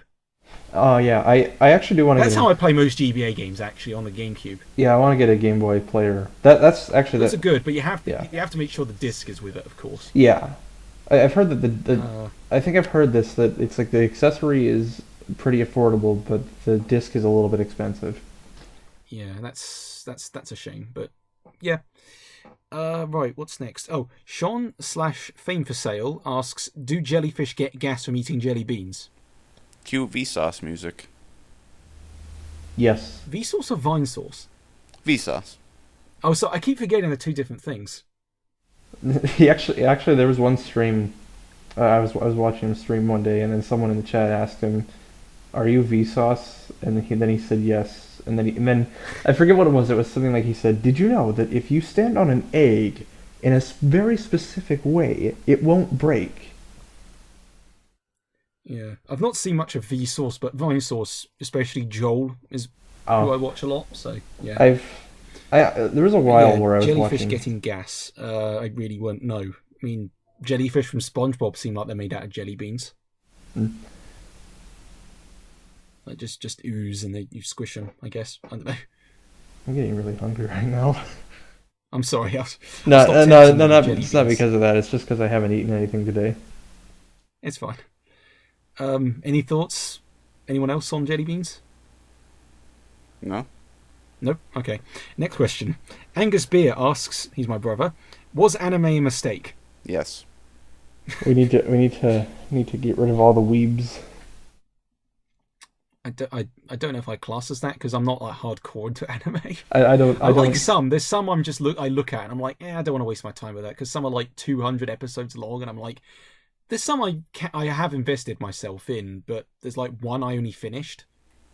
I think that was something I mentioned on like a previous podcast was main reason why I can't really get into anime is just the fact that so many of them have like hundreds of episodes. It just seems impossible to get anywhere. Wasn't that the last one? Yeah, I think so. Yeah. I can recommend one. I really don't care Actually. about anime. I Okay, mean, but it's okay. Yeah, no, this one. Yeah, no, it was one called Full Metal Alchemist Brotherhood. That's the only one I can recommend because you can actually finish it. Like it's shorter by comparison, and he actually finished it. Because do you know why most anime is so long? Huh. Well, the reason is that they're still writing the books, the manga books, most times while the episode's being made. So that's why there's so much filler. Oh yeah. So they had to fill the gap between the creators making the book and then getting them out, and then they make the episodes based on the book, and that's why the process is often so long. So it's better to have the book done first and then make the animation. Okay. That's the only industry I know where it happens like that. No other thing is really like that where they make it both at the same time. Uh-huh. At least not to my knowledge. That's all I know. So no real more input on that. Nope. Did I cut out again? Or No. no? Okay. Okay, second question. Was YouTube Poop a mistake? No. yes, we were all mistakes. Anime was a mistake. Okay. And third question. Was life a mistake? There are no mistakes. There are only happy accidents. By Big Boss Ross. Yep. Yep. Okay, no, back to real questions now, because my brother, he obviously just stuck these in just to fuck around. It's a me RBN said, why Meleemario/Otis Beer as your name? Because Otis Beer is my real name, and Meleemario is so people recognize me from YouTube. That's it. And that's a specific question. Oh, here's one for all of us. Do you like fish? As in eating fish? I'm guessing, not raw fish, hopefully. Yeah, I like to eat fish sometimes. I don't eat it. Fish and chips? I don't like to eat it all the time, but I like to eat fish sometimes. I really like ocean fish, you know, not like I don't really like freshwater fish that much, but like stuff like tuna and swordfish, I really like those. Tuna I have all the time. Swordfish I didn't know you could eat. Yeah, it's actually very similar tasting to tuna. It's basically just tuna with a different color, basically. You know, like I'll tuna's give that a really shot, actually. bright red, and swordfish is just basically like more. It's almost totally white, actually, the meat. Yeah, we have salmon in the house, but I don't know anyone outside of a few people who really have it because I don't like it myself. Yeah. Yeah, salmon. Salmon the Ironmongers or whatever it goes. Yeah, I just don't. Yeah, I didn't get into that. Cod we have occasionally with chips. That's it. Very standard fish. Yeah, really. Fish with batter. Essentially is good. Yeah. Nothing else on fish? Oh, there's a very similar question here. Favorite YTP sauce? Was there a similar question to this earlier? Yeah, I know. Yeah. Me and Logan didn't answer though because we've already answered before. Yeah. But I guess we could say just briefly. You know, I think I said for my favorite YTP source, I think I just listed CDI because that's what I tend to have the most fun with. Okay. And I said SpongeBob because of the same reason. Yeah. And I'm mixed between CDI and Rosen, but the occasional new thing, which is region specific, that I want to use, and often. There might be. I mean, I have a list of stuff I want to use, and it's only if it seems deems worthy for editing. Because if it doesn't work within a minute of editing, then you just kind of stop it. Yeah. Because I tried doing this Crash Bandicoot YTP, and it came out, but I was going to use the Sony conference as footage, and it ended up not really working because the Sony conference wasn't that fun to edit. So I just thought, I'll use the weird advert where it looks like he's high off his face and he's talking. Have you seen that one? Yeah. That's all I ended up using. I just cut. Basically, there was going to be an intro where the guy walks onto stage backwards, and that was it. And I just thought, just get rid of it. Yeah. I'm sorry for my chest squeaking a lot because it just needs oiling. All right, sources you want to use in the future or any collabs coming soon? In terms of hosting collabs, I do have a collab that I want to host eventually. I have other projects that I want to get out of the way first. I do have 2 collab entries finished and uploaded, just waiting for the collabs to come out. I'm doing a collab right now with MasterJoJ. I'm working on a YouTube poop for his channel where he's already done like half of it and I'm doing half, and then we're gonna do a YouTube poop on my channel. And then I'm doing another, being a part of another collab hosted by Might Ice and Nintendo 64. I'm pretty sure you're a part of that one too. Oh yeah, I am, and that was the one where I think there's like 20 people, I think, and I was part 6 out of 20, and I think we're on 10 or 11 now. So hopefully at the speed it's going, and that was 6 to 10 was within quite a short amount of time. Like less than a month or so. So hopefully that'll be out soon. Because I'm curious to see all the other bits aside from the one that was in front of mine. So yeah, that should all work out pretty well. And I think that's pretty much the last question. Okay. Yeah. So anything else to add or? Not really. I mean, I think this is the longest episode we've done so far. I mean, we kind of had to technical. There'll be a couple of parts that need to be cut out, but for the most part, it's over 3 hours long right now. Oh well, I'll send you the audio clip, and hopefully it doesn't crash before I export it. Yeah. So before we go, though, there's for anybody who hasn't watched your videos before, what are the 3 YouTube poops from you that you would recommend they start out with? And then I'll link to those in the description. Okay. Right. Because I'm gonna hang on. Let me just look through the list, so I just have a reference to hand. I would say take a look at there's because the King wants, even though the King wants cheeseburgers in King Crisis videos haven't aged all that well, I've set up a playlist, and I'd say even if you're not interested in watching all through of them, at least maybe look at the final part one. I mean, it wouldn't make any sense on its own, but maybe for like the sake of it being like a silly action thing on its own. There's also Mean or Evil, which is a bit more standalone, I would say. And where is it? And there's 2 more. The Rosen VHS one. What was it? I'll get the full title. Sorry, I'm scrolling my phone. VHS Rosen and the Obvious Innuendos. And Robbie Rotten Hogs the Bong. Okay. So those are like 4. Like so that's 2 playlists and 2 videos, and also for non-YTP stuff, there's the animation I mentioned earlier, Cat Trip, which is like a 9-minute thing. So link that too, because it has some YTP references in it that some older people might get, or some people in general as well. But it's also its own thing. So I think that might be worth linking as well. So people can like make their own minds up. Okay. Sure. So that's 5 things total. So I may have gone a bit overboard, but I'll stop there. Okay. Right. Yeah, so that's it then. If you managed to sit through this entire thing, thanks for listening. You can check out those videos, have them linked in the description, as well as a link to Meleemario720's channel, and his YouTube channel, or Twitter channel as well. You can check those out if you want. Which is where I'm there more than YouTube on Twitter. So yeah, I'm there most. Okay. Yeah. So I guess that's really it. Thanks for listening. You guys can say goodbye, and I'll end it there then. Right. Squadala, I'm off. Goodbye. I'm going to die. Okay.